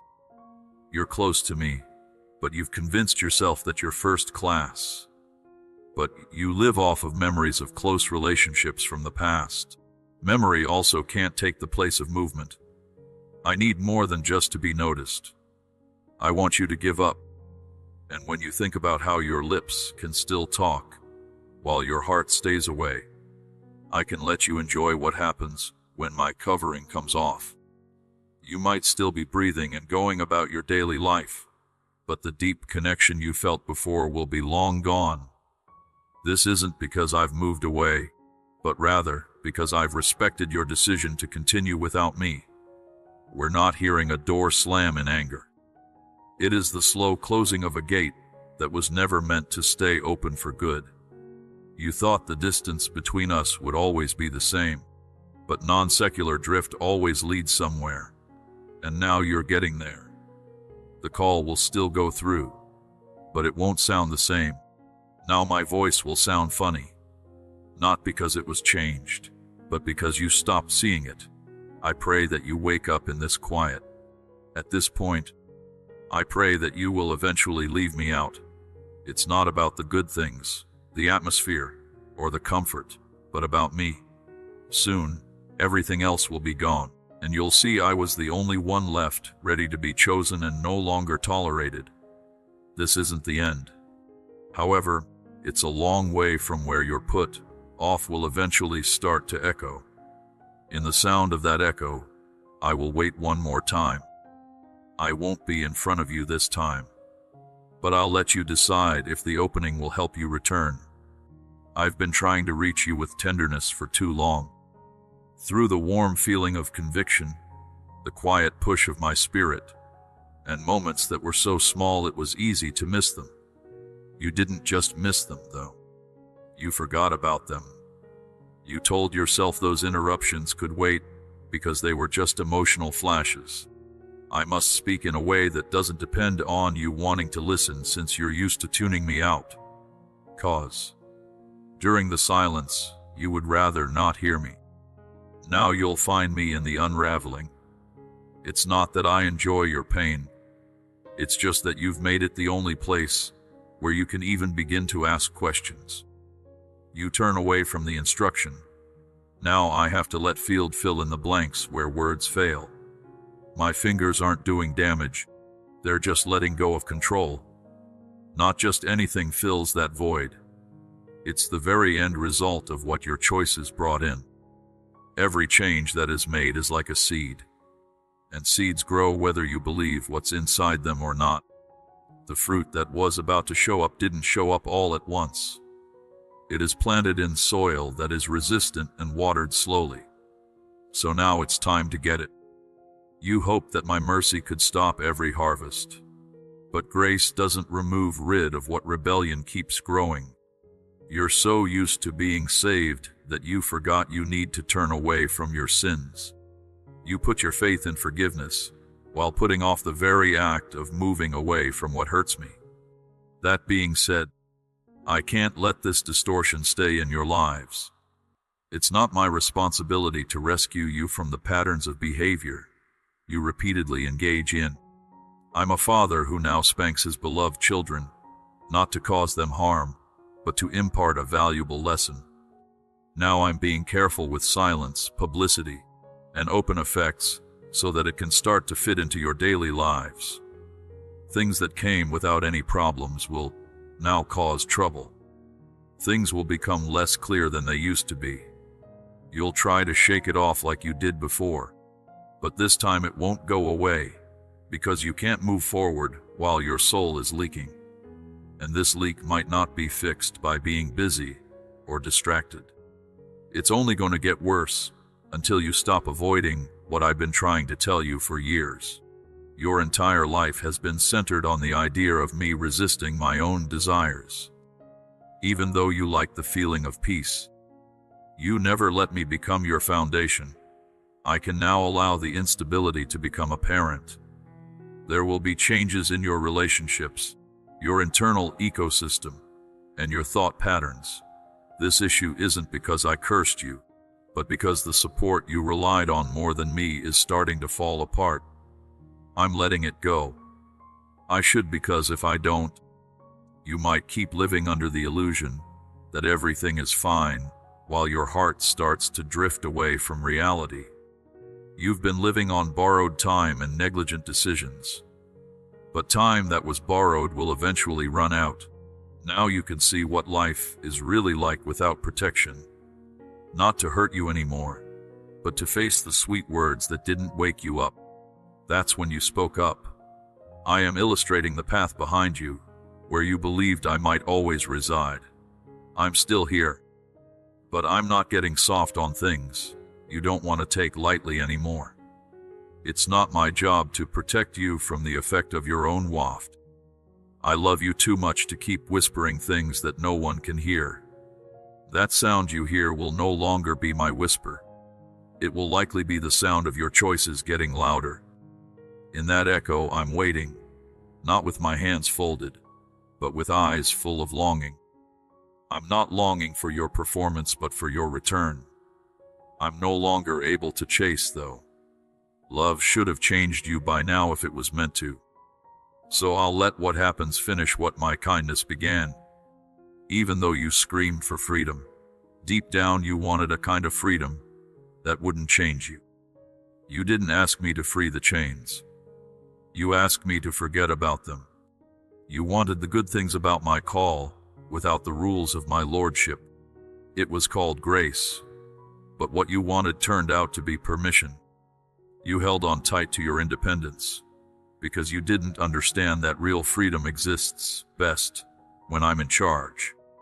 You pushed back against my directions because they put at risk the areas you still wanted to handle on your own. You asked me to save you, but you wouldn't let me be your leader. You transformed the act of giving up into a loss, rather than viewing it as a way of life, because you confused obedience with oppression. But I never said you should be free with the help of the world's standards. It's my job to break you out of patterns that you've grown to like, styles that instill a sense of usefulness often leave you feeling hollow on the inside. I gave you the kind of freedom that means you have to build your own throne. That's the one you didn't need. You know me, Lord, but you climbed to do what you wanted to do. You worship with your words, but your plans didn't change. Now you're at a crossroads. The thing you built without my help will quickly cost you more than you planned. One choice at a time. Your management of ideas that once gave you power is turning into a prison. The idea that you can live your own life while still feeling safe with me is starting to fall apart. I never used to be interested in divided government. As your boss, I don't share my power with your goals, feelings, or worries. There is no way that I and your choices together can lead your future. I must be everything. Now I can let you see what happens when you try to bring a life that was meant to be given up to someone else. Your fingertips will get worn out. You'll feel your mind getting antsy. You'll have new dreams, but they won't come true as often. You'll have short-term wins and deeper vacancies at the same time. Not because I cursed your work, but because I took my hand off of something I never signed. The way you thought about freedom changed into something about choices. However, the freedom I offer is ready for alignment. You thought that being free meant that you could pick and choose which parts of me to look at. However, you will only be truly free when you stop fighting my orders. I have no plans to limit you. I'm trying to free you from the things you were never meant to have to go through. You are burdened with the stress of responsibilities, the stress of being your own provider. How hard it is to act like everything is fine when you're barely hanging on. I can't help you, though, until you give up and stop manipulating. Only then can I move your plan forward. I can't put mine on you. You saved me in the margins by asking me to help with something I didn't write. Now is the time to examine the consequences of that divided loyalty. You won't be able to keep both peace and manipulation at the same time. You might not be able to discover your way, but I will bless it. I'm no longer the God who makes deals. I am the God of agreements. And covenant wouldn't ask you to feel better. It needs your presence. I allowed some time for you to work through this independently, but your weight is now dangerous. Your goal is to change a ship that wasn't made for you to lead, and the storm before will prove it. I'm no longer trying to talk over you. I'm willing to help you. I can't start, though, until you stop acting like your model of freedom is running. It's not longer. You're being broken down from the inside out. Now I have to take a step back and let the cracks show. I can't bow down to what you see as holy. What you won't give up, I might not be able to fix. You asked for freedom. I'm going to show you where it starts. When your will no longer works, after a while, you'll start to understand that what you've been calling freedom is really slavery. You got off track with your plans, and now you're looking for me in places I didn't tell you to go. You seek acceptance, recognition, and comfort in your culture's language, but you ignore the quiet place where I met you. You want confirmation so badly, but you would rather not use the communion method. You've asked for symptoms while ignoring the Bible, and for feelings while avoiding faith, and now you wonder why everything seems quieter. But I haven't changed it. You've just set your heart to hear noise that shows your will instead of mine. You're in places I never went into, and listening to words I never supported. You believe in labels and feelings instead of the present and truth. And while you were looking for the mind-blowing, you missed the holy. Once upon a time, I walked carefully beside you. But now, your steps are determined by traits, fears, and what's popular. Some of the voices you've let influence you. I whisper, but your ears are already full. When I get close to you, your eyes are on something else. There are so many echoes of your thoughts around you that you don't even realize how far you've moved. You mistake comfort for proof. You seek words that align with your delay, lectures that never pose a challenge, and environments that elicit excitement without requiring further effort. You say you would rather not hear me, but I haven't stopped talking yet. Stopping to submit is what it is. When you were corrected, you used to shake. You now accept conflict. You used to want to be with me. You want to be praised now. It's also not possible for me to follow you into places where I'll be treated differently. I no longer share space with gods, even if they are dressed up as spiritual activities. Now that you've asked someone to talk louder than me, I can't shout over them. I'm not going to compete with ease of use, charm, or power. I'm no longer a voice of history in your personal story. I wrote it. Although the story begins in one way and unexpectedly shifts to another, my voice will fade away. You chose to walk anyway, not because I was punishing you, but because I had already told you not to be stupid. Now you'll know what it's like to look for me in places I never told you to. The words you focus on will become less clear. You once said that it would be difficult to read. It's not my intention to cause you stress, but rather your tendency to interpret my instructions based on your personal beliefs. I will not repeat what you refuse to do. I won't stay somewhere where you forget about the clean things I've already done.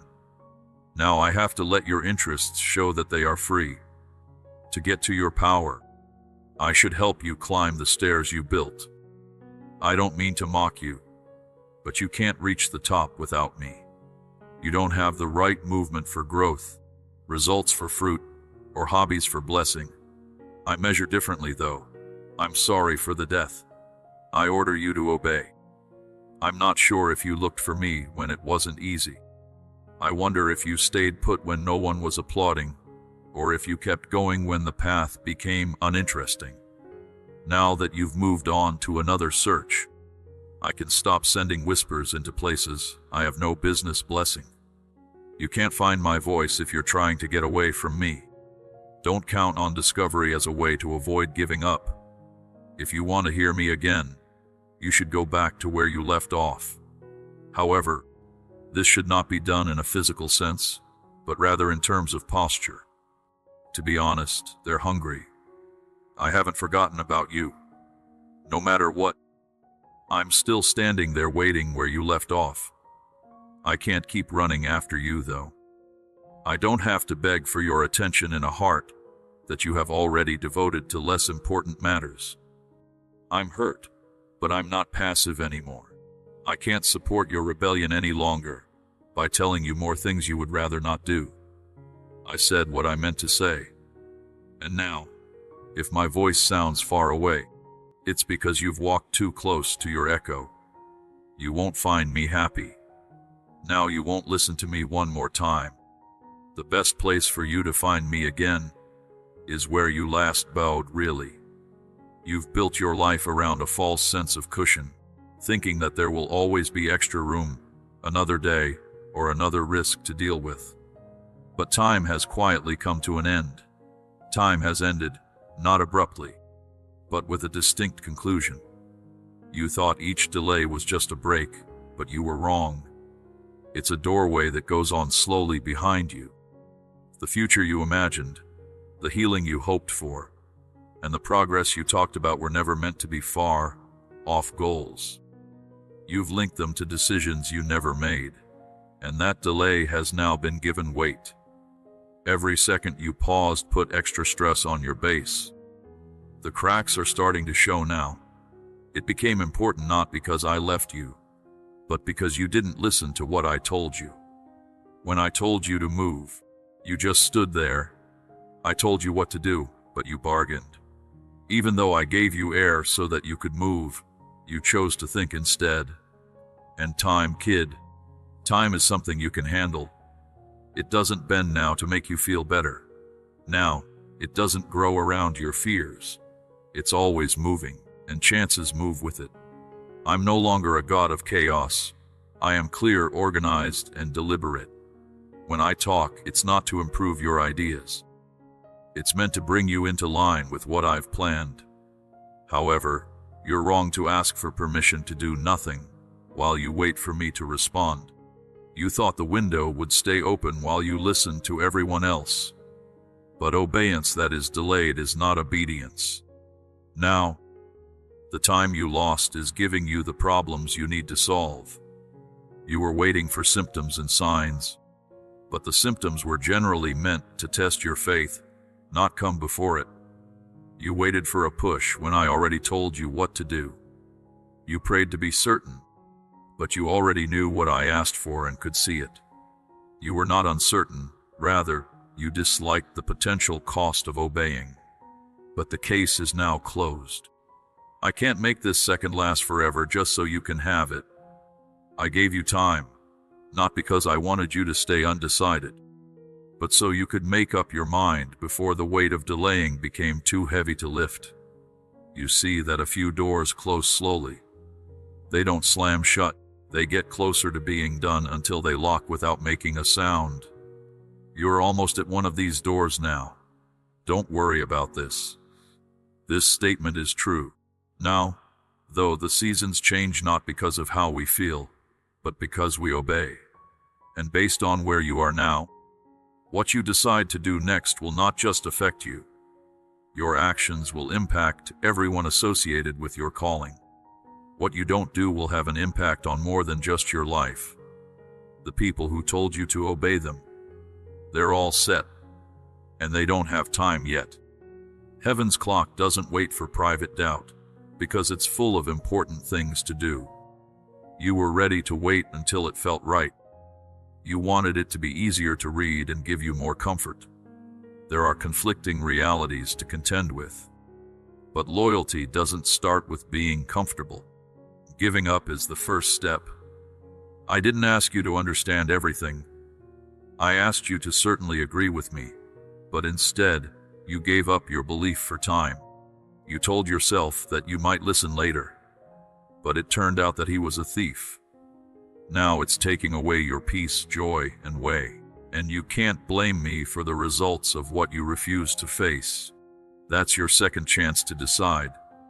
It's defiance that moves more slowly and disobedience for money. It's not a coincidence that your climate is falling. It's the sound of opportunities slipping away while you keep making the same old excuses. I still love you, though. I'm still close to. But I cannot intervene in what heaven has planned regarding the issues you continue to postpone. The time you thought you had turned into a gift, and presents that aren't opened in time turn into problems. Now you have to choose whether you want to move with me, or stay still while everything you were supposed to step into starts to move without you. You dress with such care and attention to detail. The words you've practiced, and the image of yourself you've created to meet people's needs. You may have deceived them, but I am able to see through it. I've always seen the truth behind the arrival. You know how to combo in, raise your hands at the right time, and say all the holy words. However, if your heart isn't involved, none of that matters to me. Performance as a whole no longer moves me. Using sincerity makes me feel something. Now that it's play season, it has to end, because what was hidden will be found very soon. This time, it's not about relying on others, but about embracing the future. You can't bring duality into the next season. The pressure ahead will push anything real to its limits. It's not possible for you to get the money to go from giving up to taking care of yourself. You've put rebellion in a way that sounds spiritual or fancy. You're trying to hide your avoidance by saying things like, "I'm praying about it," even though you know what I told you to do. You've switched out transformation for appearances. I'm now getting rid of the stage you were standing on.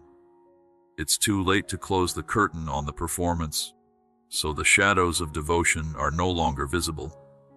I don't like mixing, and your split loyalty doesn't work for me anymore. Despite your efforts to improve your image, your intimacy with me has gradually waned. However, the pressure will reveal the true nature of your position. Will you still call me Lord when the comfort wears off? Will you still believe what I said in the mold, even though there is silence around you? Will your worship stay with you when everything you used to rely on starts to fall apart? Or will it go away with your comfort? Those questions are not hypothetical. That's what you're going to stand for. And now, it's not because I want to break you, but because I want the real you to rise in the end. A version I made, not just the worry changed. The model that doesn't need praise. The model that stays together when things calm down. What I want is your heart, not your picture, not your name, and not your repeat. If you continue to hide behind your church persona and refuse to show me your true self, I can bring the fire close enough for you to reveal what you're trying to conceal. No longer to shame you, but to free you. Your soul was being suffocated under all these masks. It's been challenging for you to keep up a version of yourself that I never asked you to be. This is why your peace goes away. Simple. That is why you may perceive your electrical supply as insufficient, despite having followed all proper procedures. You were never meant to stay alive. I know that you are whole, pure, and right. There is no longer a choice to stay divided. There is less space between who you say you are and who you really are. This is because real life issues take precedence over comforting ones. If you are unwilling to share your thoughts with me now, your circumstances will force you to do so later. What you won't give up will be shaken soon. What you don't want to admit gains weight. Things you cover in the back will fall off. And while it does, people will see your heart. And now, it is not about other people. It is about me. I already know what's true. But I want you to stop telling yourself that it's not true. I will only bring your words into the light to heal them. If you act like you don't need help, I can resolve what you're blocking. Not because I'm mad, but because I need to. Put down the act. Get rid of the religious words that describe vacancy. Take off the front you've learned to put on so well. I'm no longer impressed by the way you stand. I need your heart, even if it's broken, worn out, weak, or wandering, because I can be honest. I can fix things and give up, but I'm not going to mess with you now. And you won't be able to fake your way through what's coming next. Let go of the fake and show me the real you, the one that only needs me right now, not the one you made to impress other people. Because your heart will speak in some way. It should talk now, while there is still time to come back. Every time you put off obeying, you give space to forces that don't belong in your life. Besides being late, giving up may also seem passive to you, but in the spirit world, it's an act of permission. In any case, you are no longer standing. You're giving up ground. It gets easier to break through the longer you wait. It was hard to see at first, but erosion always starts out slowly. This is where the box is. There was a compromise. A small choice that makes your shield less strong. Even though you're telling yourself you'll obey in the end. The enemy is building infrastructure on land you didn't take. You haven't thought about how much delay can affect delivery. It leads to confusion. It makes lying easier. It welcomes cycles that you thought were broken. This all connects to the doors that remained open, because you failed to close them when I advised you to. The enemy talks about what you call waiting as possibility. Every sure you didn't say, every nudge you didn't notice, and every not but you said turned into a gap. This serves not only to distract you from your thoughts, but also to facilitate smart investments.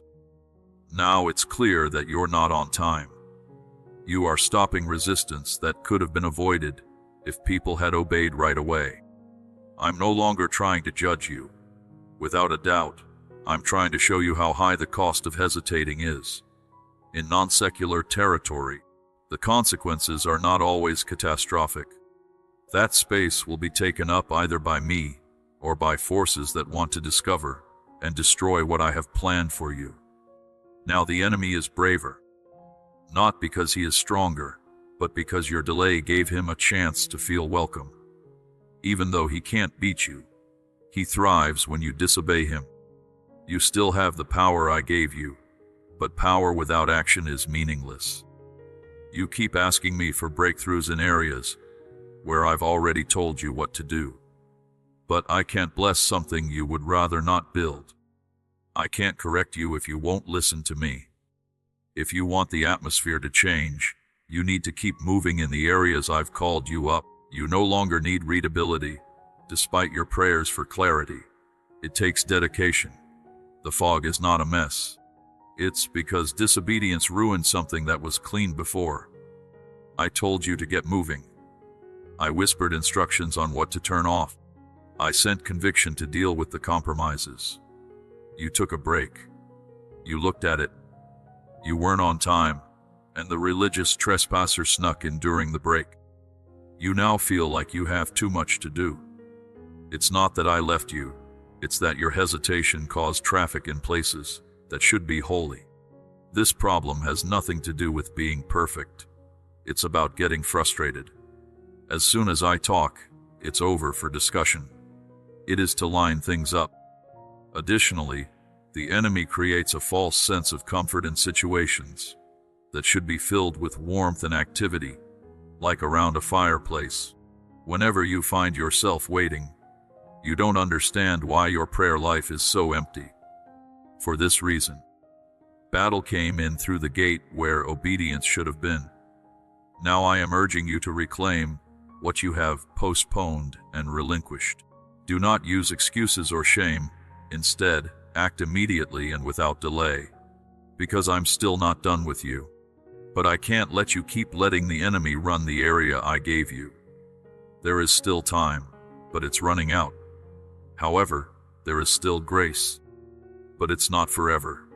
You need to realize that what's going on around you has a non-secular gravity.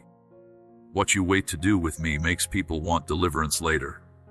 As an alternative, I would have you walk in peace instead of crying out in need. Don't wait until you're surrounded, and please keep in mind what I told you in secret. Don't let the storm overwhelm your excuses. Do something now. Follow now. Do something now. Close all the doors, get rid of all the compromises, and take back all the rooms. Then watch how quickly peace returns when surrender is used to take over the floor. I don't need any more emotion now. I want to ask for execution. Because each and every topic you've put off has already started. You're now going through a bankruptcy you didn't mean to go through. You still want something, though. You should get back what you put off. Position yourself at the point where your previous enemy idea concluded. This time, please proceed without delay, overthinking, or calculations. Simply follow the instructions given. Because the longer you wait, the stronger what I already gave you permission to break down becomes. You asked for a sign, and I gave it to you right away, not twice, but many times. I sent you reminders of my voice, things that stood out on your path and led you back to me. It seemed like they were just random events, small moments, or interruptions, but they were all rescues that looked like problems. I spoke through people you didn't expect, through interruptions you thought were interruptions, and through conversations that shook you in ways you didn't realize. You prayed for beneficial news, and I replied in ways that were so clear that your spirit shivered. But you still fought back. I allowed some doors to close, forcing you to reconsider your course. I let people walk away, not to punish you, but to get rid of what was stopping you from going back. I whisper in the dark to warn you.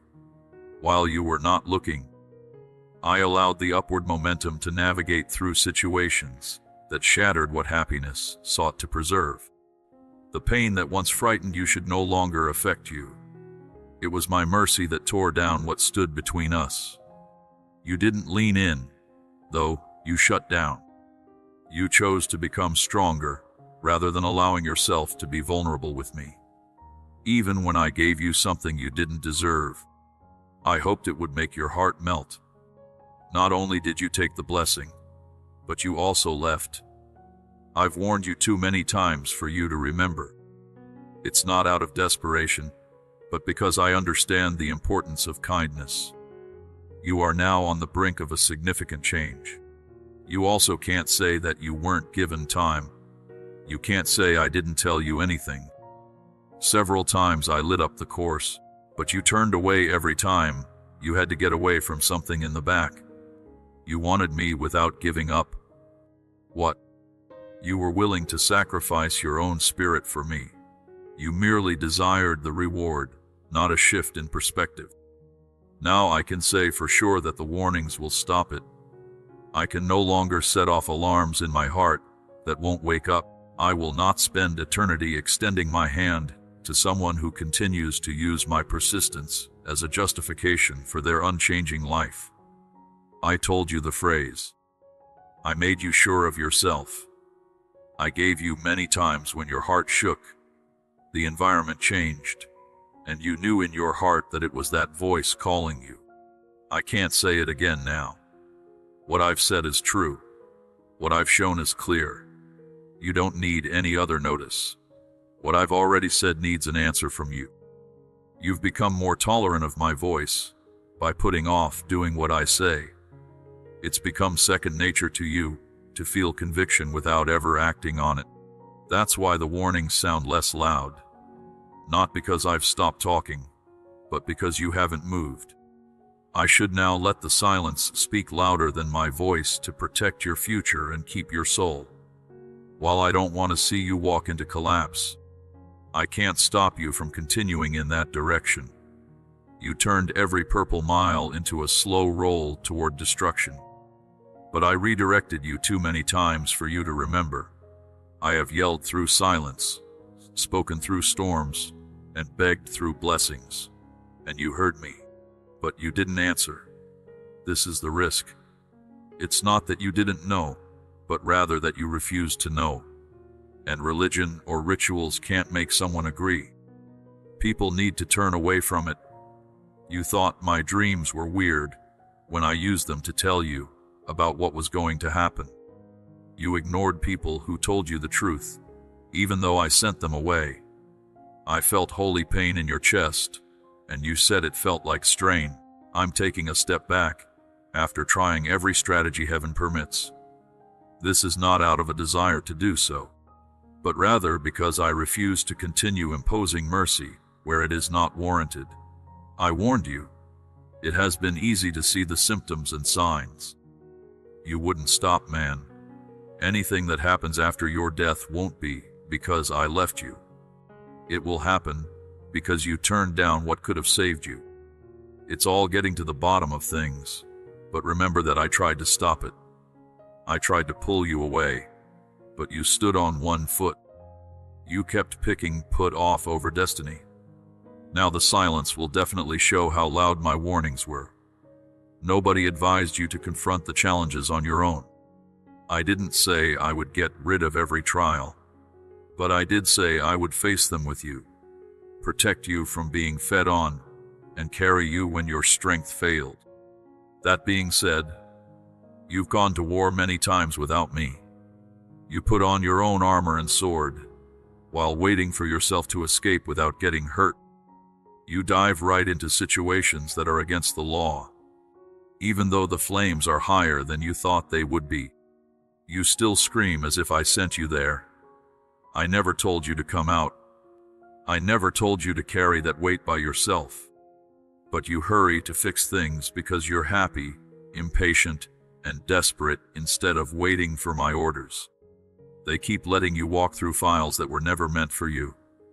I tried to change direction because I had other options. Choices. I sent you warnings about relationships I asked you to start.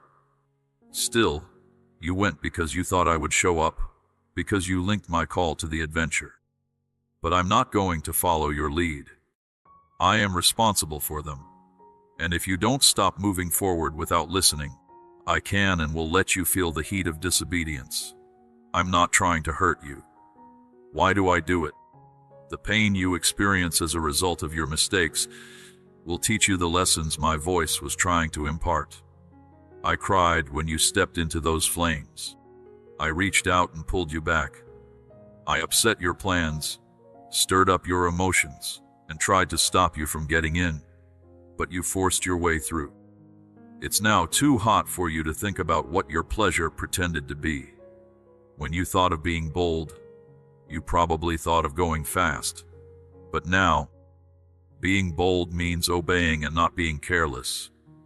You tell yourself over and over that you're being strong, but true energy comes from giving up, not from doing undesirable things. I want to walk through these steps with you.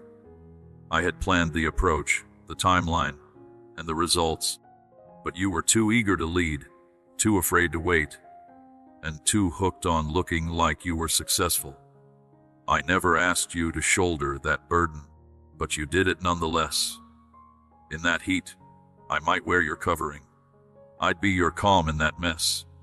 You chose independence instead, though, and called it faith. It's not that I failed to deliver, but rather that you didn't wait for me to guide you. Now you're exhausted, burned out, and careworn. You cried out for help, but you didn't follow the path I showed you. You asked for victory, but you engaged in battles that I did not instruct you to fight. I have to be honest with you. I can let you feel the full heat of the fire if you keep going into them without my help. Now, I don't want to hurt you, but I need to limit your reliance on yourself. You were made to be with other people, not by yourself. It was meant for you to walk with me, not ahead of me. I'm now telling you to stop, not slow down, and not change. Don't go. Put it down. Keep the schedule, the plans, the picture, and the fight in mind. I'll help you again if you return to the point where you were about to quit. Yes, you've shown that you can flow. Now I want you to see what happens when you flow with me. I won't be able to keep up with your speed. I can't go after your debtors. You are welcome to look through the urns if you insist on going into the fireplace without me.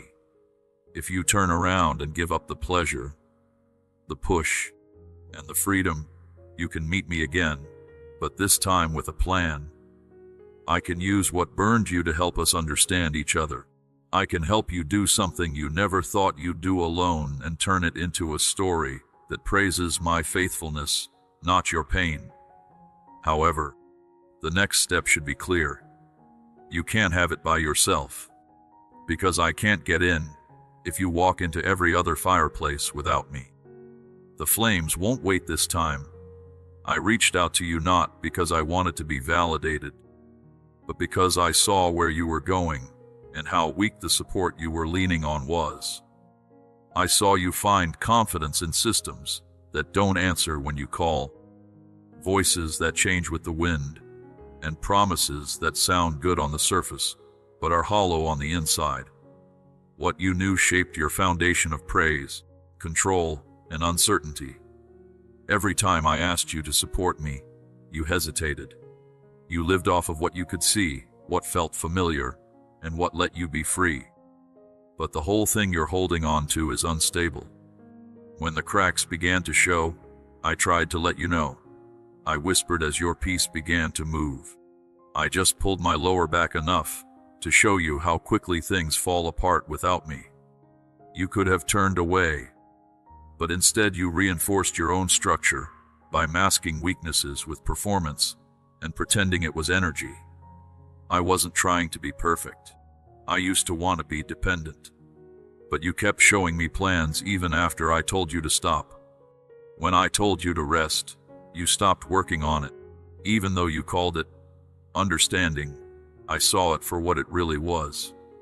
You were using strategy as a cover for your fear. I wanted your heart, not your manipulation, your devotion, or your hustle. And the more you relied on your strength, the farther away you became from the safe place I built for you. You continued to pray with your mouth, but your body language changed into one of resistance. You asked me to lead you while you were walking, which I never agreed to do. The things you lean on are now breaking.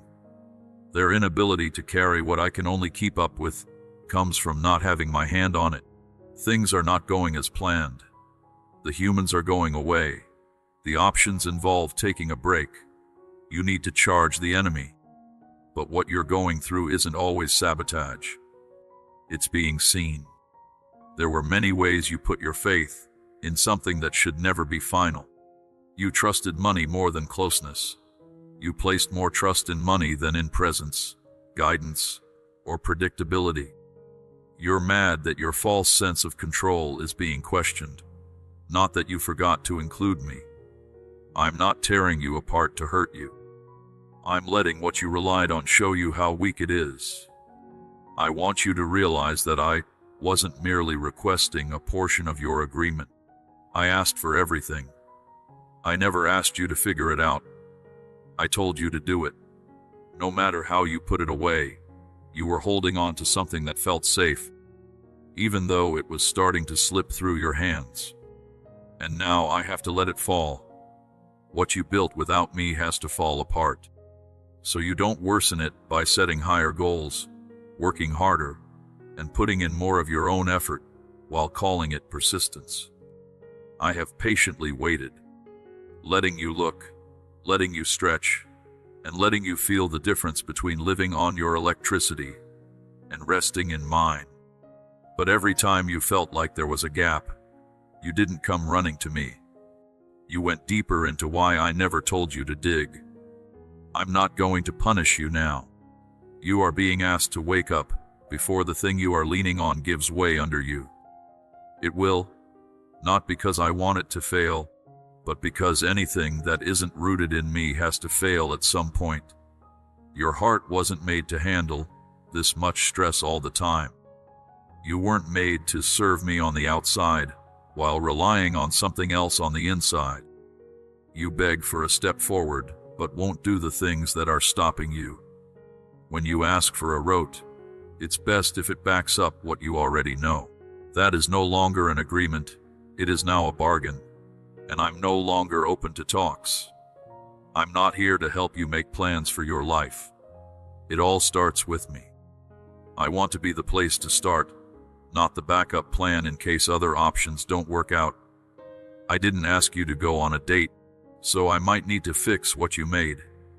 I proposed a collaborative approach, which is why I reached out to you.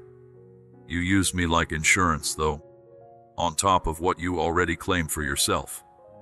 You are tired now, not because I've maintained harmony, but because it's exhausting to wear something that doesn't truly belong to you. It could always be. Your fatigue shows that you trust things that fail when you're stressed. What I make can stand up to something, but whatever you've built out of self-reliance will keep shaking when the winds blow up, and the wind is getting stronger. There isn't even a chance. It's really true. There will be storms, but the strongest ones that are based in me will be able to handle them without breaking. You can't hold up patching walls that I didn't ask you to build. You can't keep introducing changes to plans that I didn't write. You can't keep relying on temporary supports and think that everything will be fine forever.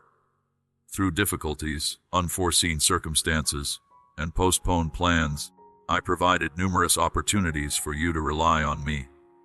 Each one was an invitation to lean, to yield, to trade your stability for mine. However, you are poised to fall back on yourself if I don't move swiftly enough. I am able to see through all of it. Words surrendered and hands raised do not fool me. If your heart remains fixed on something you fear losing, I desire more from you than just Sunday faith. I want to depend on you during the week. I desire acceptance of the truth at midnight, especially when everything is uncertain and no one is watching. This is where real faith lives. It's not about perfect results, but about minimal obedience. Now I want you to stop living with two different minds. I'm not mad at you. I'm sad because I've seen you take on burdens I used to be able to handle. I've seen you cry alone in the dark, refusing to let go of the load, because you still think you can handle it. But I never ask you to be in charge. I want you to let go. I will teach you how to walk again if you let it go. I can show you what real freedom looks like if you admit that you put your trust in the wrong person. But the longer you live in this split area, the more likely it is that you will fall apart, not because of an attack, but because of the way you're set up. Return to the space where I serve not only as your internet security, but also as your emotional support. Let me hold what makes you hurt. Let me tell you what you've grown out of. The next thing I need from you won't happen until your faith returns to its rightful place in me alone. You're worn out. You've been fighting to keep something alive when I've been telling you to put it to rest. Not because you are being attacked. It becomes your chain after you guard it like it's your lifeline. You give reasons like common sense, emotion, and sacrifices that go beyond words. For some reason, though, I don't buy it. Under the hidden corners, I can see the worry. In times of pain, you made promises to yourself that now silently control your choices. You don't talk about these promises. You've persuaded yourself that it's important, and that letting it go could mean failure or waste. But I'm telling you, it's precisely what's keeping you from the fullness you secretly long for. What you're trying to protect is slowly killing you, draining your spirit, making it challenging to see clearly, and taking away your joy. I've issued numerous warnings, but they don't aim to embarrass you. They are meant to save you. However, you continue to disguise your feelings with spiritual language and label it as faithfulness, when in reality, it stems from fear of exchange, fear of public opinion, and fear of the unknown. You can't depend on my voice. It makes you feel good to be loyal. There is a cost associated with that sense of comfort. In no way did I ask you to fight for something that didn't have my permission. I didn't tell you to hold on to something that is falling apart. I told you to go for a walk outside, and laws were usually needed for freedom. You can't have what I've made if you still have what I told you to let go of. Furthermore, I do understand that it hurts. Yes, I know that you've put tears, time, and your whole heart into this. But if something turns into an idol, not even your tears can make you keep it.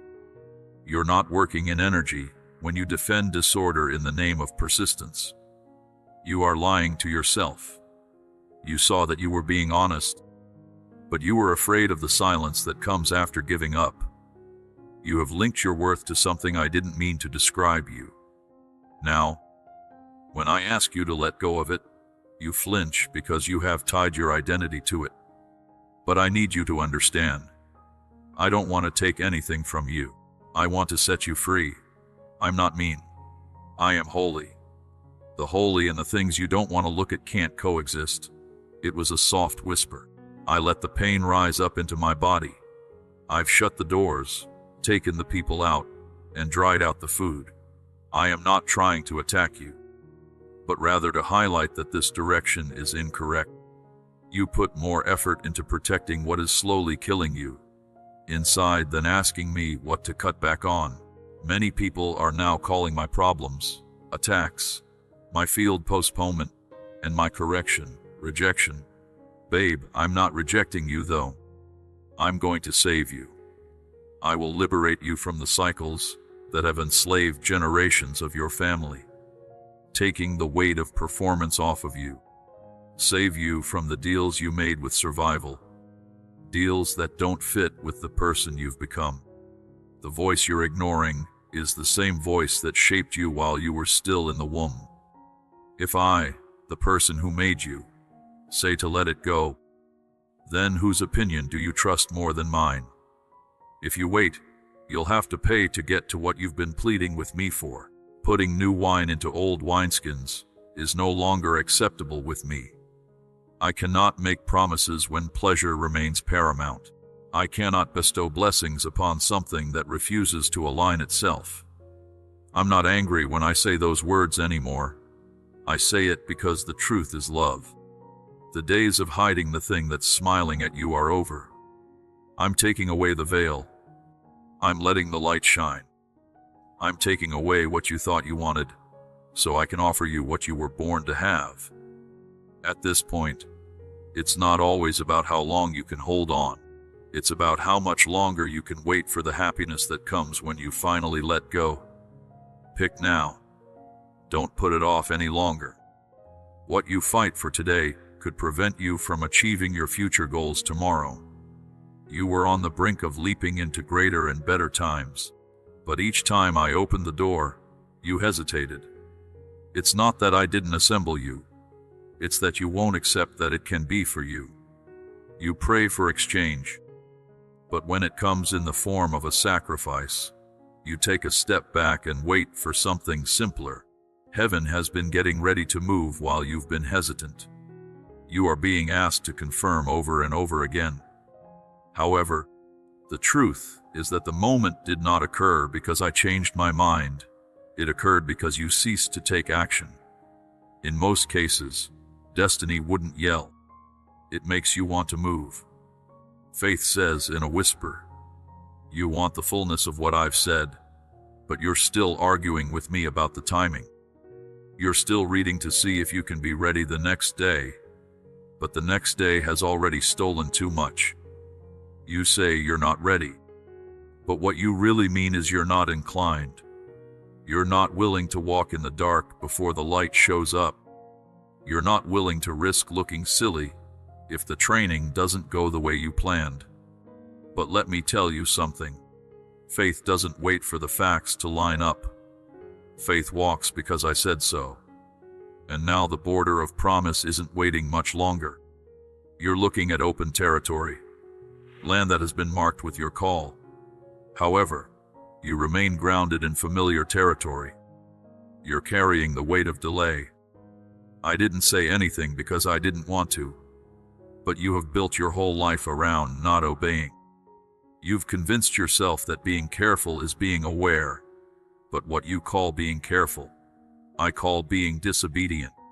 I never asked you to verify how it made me feel first. I asked you to trust me beyond your best judgment. I told you I would go before you. I promised to clear the way, but you're so used to waiting that now movement feels foreign. You were sitting on the brink of miracles, but upon seeing me later, they seemed unattainable. But baby, I didn't change what I said. The inheritance is still yours, but your hesitation is making the path longer than it needs to be. You say you're tired, but what's really hard for you is the resistance inside you, not the journey itself. You put off taking the first step, and that creates non-secular friction, unrest that wears down your peace, your awareness, and your religion. I did not request that you cover the entire distance in a single effort. I merely asked you to take one step. That step, while late and too long, turns into disobedience dressed as indecision. You've been going around mountains you were supposed to leave behind. You're stuck in cycles that need to be broken. And now I tell you, I can't break my promise to wait forever. If you won't walk forward, I can help others who will, not because I like them more, but because they said yes while you stayed silent. This isn't punishment, it's fulfillment. My word will come true with or without your help. You still have time to respond and move forward, but that window isn't endless. Destiny follows a rhythm that has now reached its peak. If you ignore what I've said, you'll lose what was meant for you. I'm not saying this to stress you out. I'm saying it to save you from regret. Don't wait another hour. Don't ask for more symptoms. You don't need more readability. You need more courage. Step into the place I marked out for you. Move the border. The land is still available, but I won't keep the gate open while you come up with more excuses. It's open now. Will you walk next? There comes a time when I need to lower my voice. It's not that I don't care, but that pleading with you will only prolong the process. I've talked to you gently, sent you confirmations, put up signs along your path. and spoken to your heart in person, but you have refused to do what I told you was impossible. You stubbornly cling to memories, failing to comprehend that my mercy, not your mistakes, has locked some doors. I've informed you that the journey is now complete. I've told you it's no longer your job. I've informed you that your calling doesn't require a relationship, environment, or attachment.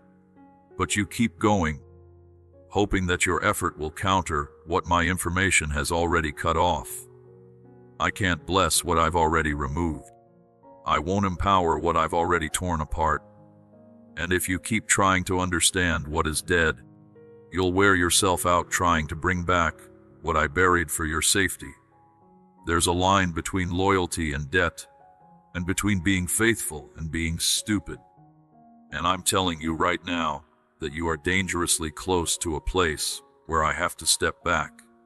This is not due to a lack of love for you, but rather because love cannot subdue your will. If you insist on keeping useless things alive, I won't compete for your attention. I don't beg, I invite. I don't chase rebellion. I lead people who watch. You, my child, find yourself at a crucial juncture.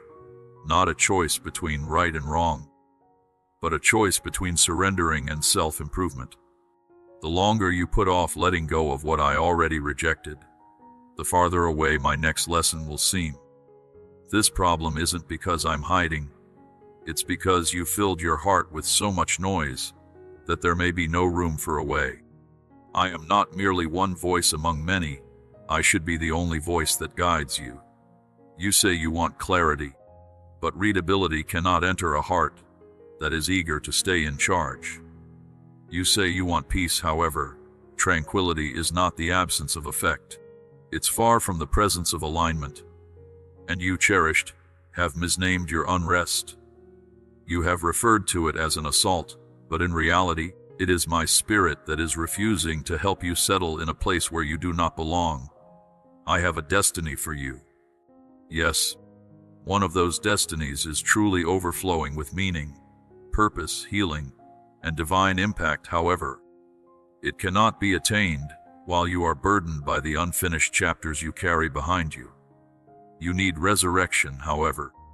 You are still mourning something I never asked you to grieve. You need movement, but your grip on my promise is tighter than the distance you have to travel. Therefore, here is the path I am outlining today. You must determine whether you'll live with what is understood or circulate with me into what's next. I will not wait to circle around in choice any longer. I will now not pause the movement of heaven while you rehearse what it might have been. The time for remembering is over. Stepping forward is now possible. I'm calling your spirit to interest. I'm calling for your obedience, not your analysis. I'm lighting the fire in your soul that used to burn freely before you started to hesitate. I didn't make you feel trapped by what's already gone. I created you to embrace momentum, change, and glory, but that glory cannot be found in what I left behind. Let go. Drop everything. Let go. Even if it breaks your heart. Even if it doesn't make sense to the people watching. Even if it breaks your pleasure. It's the obedience that unlocks what has been locked away, and the yielding that silences the pain. This is the last invitation before I turn my attention to those who are ready. I will always love you, but I won't force your surrender. Make your choice now because I am already moving on. Don't let the silence fool you. It's not a sign of absence, but a moment of transition. Currently, as you're thinking about the chance of obedience, my drive is speeding up. You continue to delay, expecting me to hold the gate open for you. But this time, toddler, there might not be an extended window or a repeat offering. The present isn't a time to study. It's a time that demands response. While you are going over the pros and cons, I am already raising others to take positions meant for your arms. Not because I chose them, but because they moved without needing confirmation. Number 5E. Those who take action now will receive what you requested from me, accompanied by tears. but you didn't trust me enough to walk toward me. Don't you see? Your faith isn't based on what you say during prayer. It's based on what you do when I talk. I gave you the word, opened the door, and even got rid of the things you were afraid might get in the way of the manner. But now that the way is clear, your feet have frozen. It's not because I failed, but because you let the familiar become your grip. You let repetition make you numb to revelation. You want revival, but you're afraid of destruction. You cry out for boom, but you still hold on to comfort like it's your safety blanket. But I no longer circulate where comfort reigns. I circulate where courage dares to rise. And right now, I'm separating those who just admire my strength from those who are willing to hold it. This isn't about feelings anymore. It's an approximate response. When I said, "Observe me," I didn't promise comfort. I didn't say your friends would applaud you. And I didn't promise a flawless landing. I promised to walk with you into the unknown and support you when you felt unsteady. But that promise only holds if you leave where you are. If you're still waiting to feel ready, you don't understand how religion works. Religion doesn't wait for reality. It moves before it makes sense. And if you keep waiting until it makes sense, you will stay stuck in a life you weren't meant to live. The boat feels safer than the waves, but it was the waves that carried Pierre to me. And child, I'm no longer in the boat. I'm standing in the water calling your name and extending my hand while you look at the safety of the familiar. But listen, the familiar is fading. The shape you relied on is ready to offer support. The help you've leaned on is losing its grip. Not because I want you to go through, but because I want you to step. Every second you stay where I am leaving, you fall further behind. Every excuse becomes a wall between us.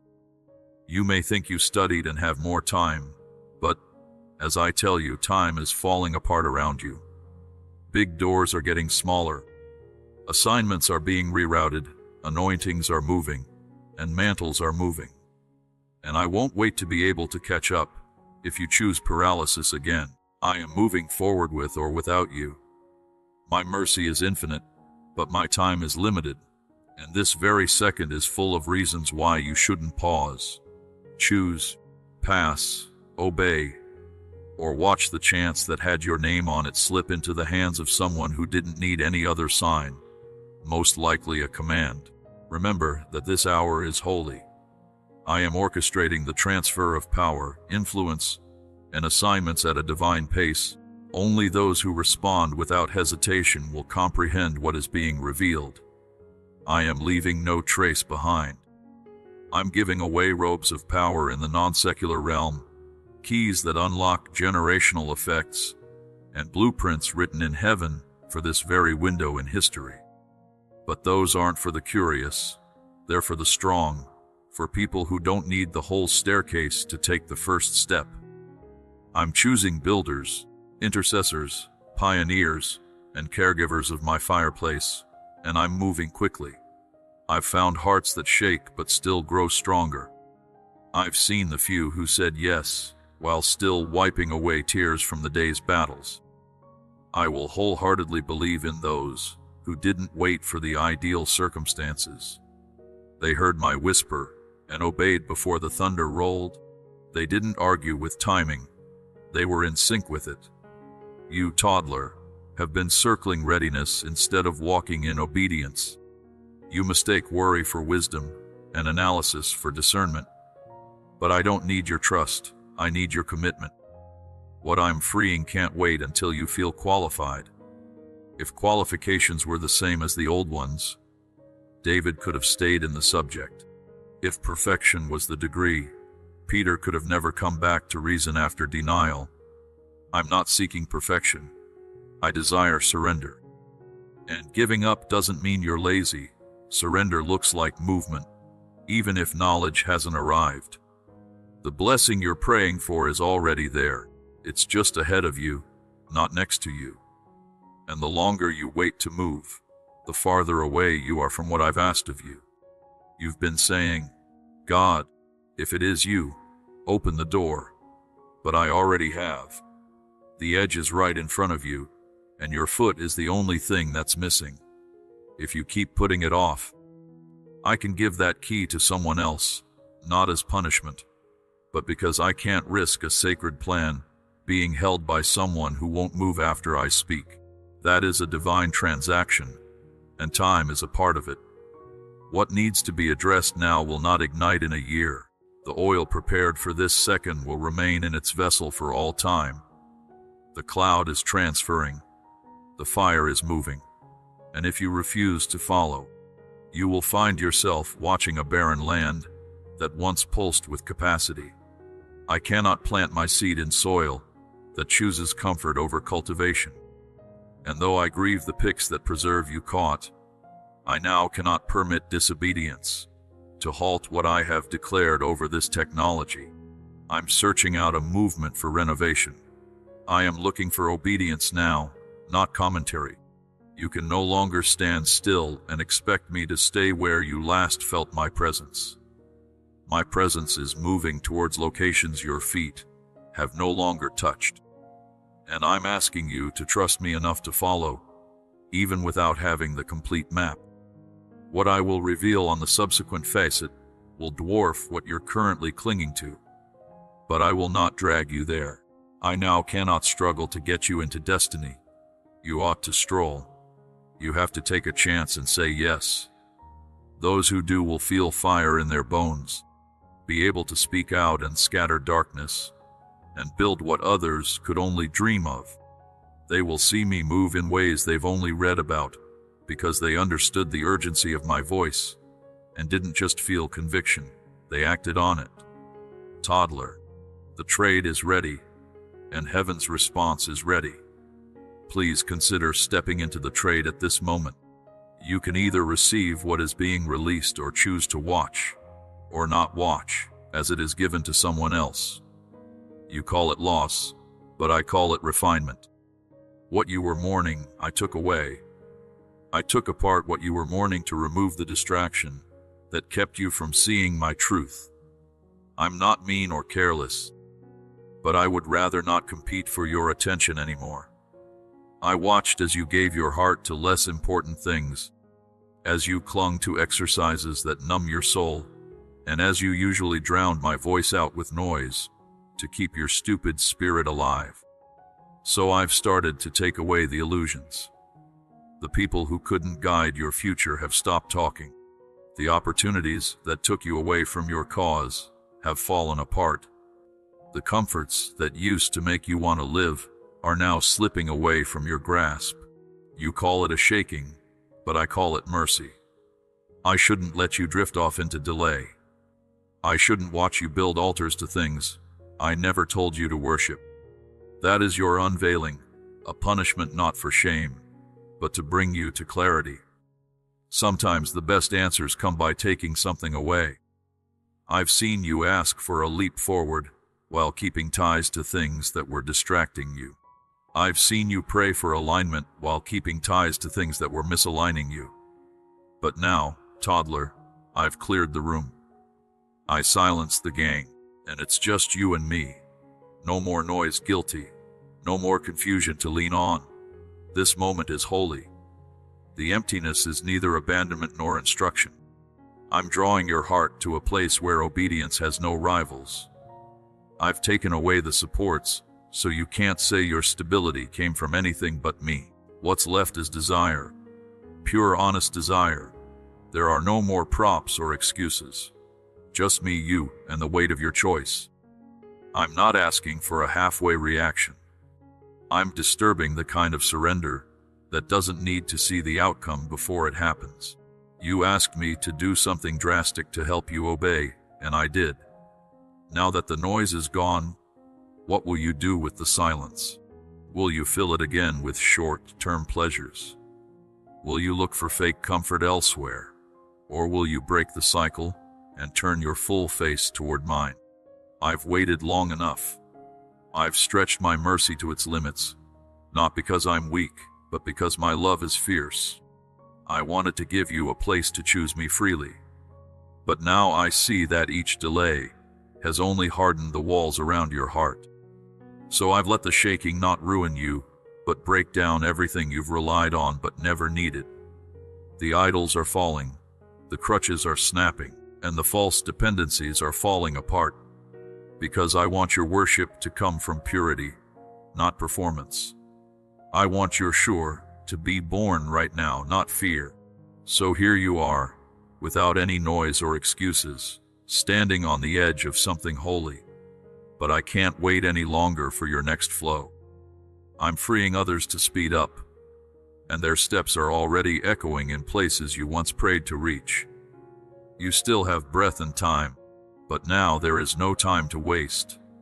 This isn't a practice session or a practice run. That is the moment of giving up, and I've been leading you to it the whole time. I'm drawing the road, not in anger, but in holy clarity. I can't wait while you play with distractions. I can't put off fate any longer while you pretend to obey.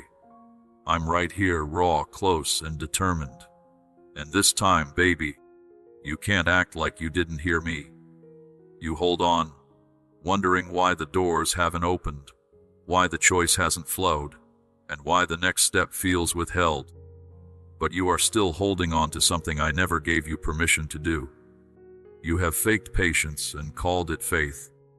You have clung to connections I already broke and prayed I would bless what I had already turned down. I don't endorse structures that I didn't approve of, hoping that the spotlight would compensate for the silence in your soul. But I don't support what isn't born through intimacy. I don't fuel efforts that come from striving instead of surrender. You're circling around, not because I haven't spoken, but because you're bargaining with what I've instructed you to relinquish. I've been waiting for a second of full compliance, not partial sacrifice, not conditional obedience, but full detachment from the plans you made without me. The delay isn't demonic, it's diagnostic. It shows what your heart still wants more than my will. As long as you try to make me accept your future, you won't be in alignment. I won't bless a blueprint that my spirit didn't lay out. I don't support revolt dressed as ambition. And your stubbornness isn't power. That's resistance dressed up as religion. I'm not annoyed at you. I'm confronting you because I love you too much to help you stay stuck in patterns that steal your oil. You've worn yourself out looking for confirmations, for choices you know aren't in line with my voice. But now I'm getting rid of the choice to pretend you didn't know better.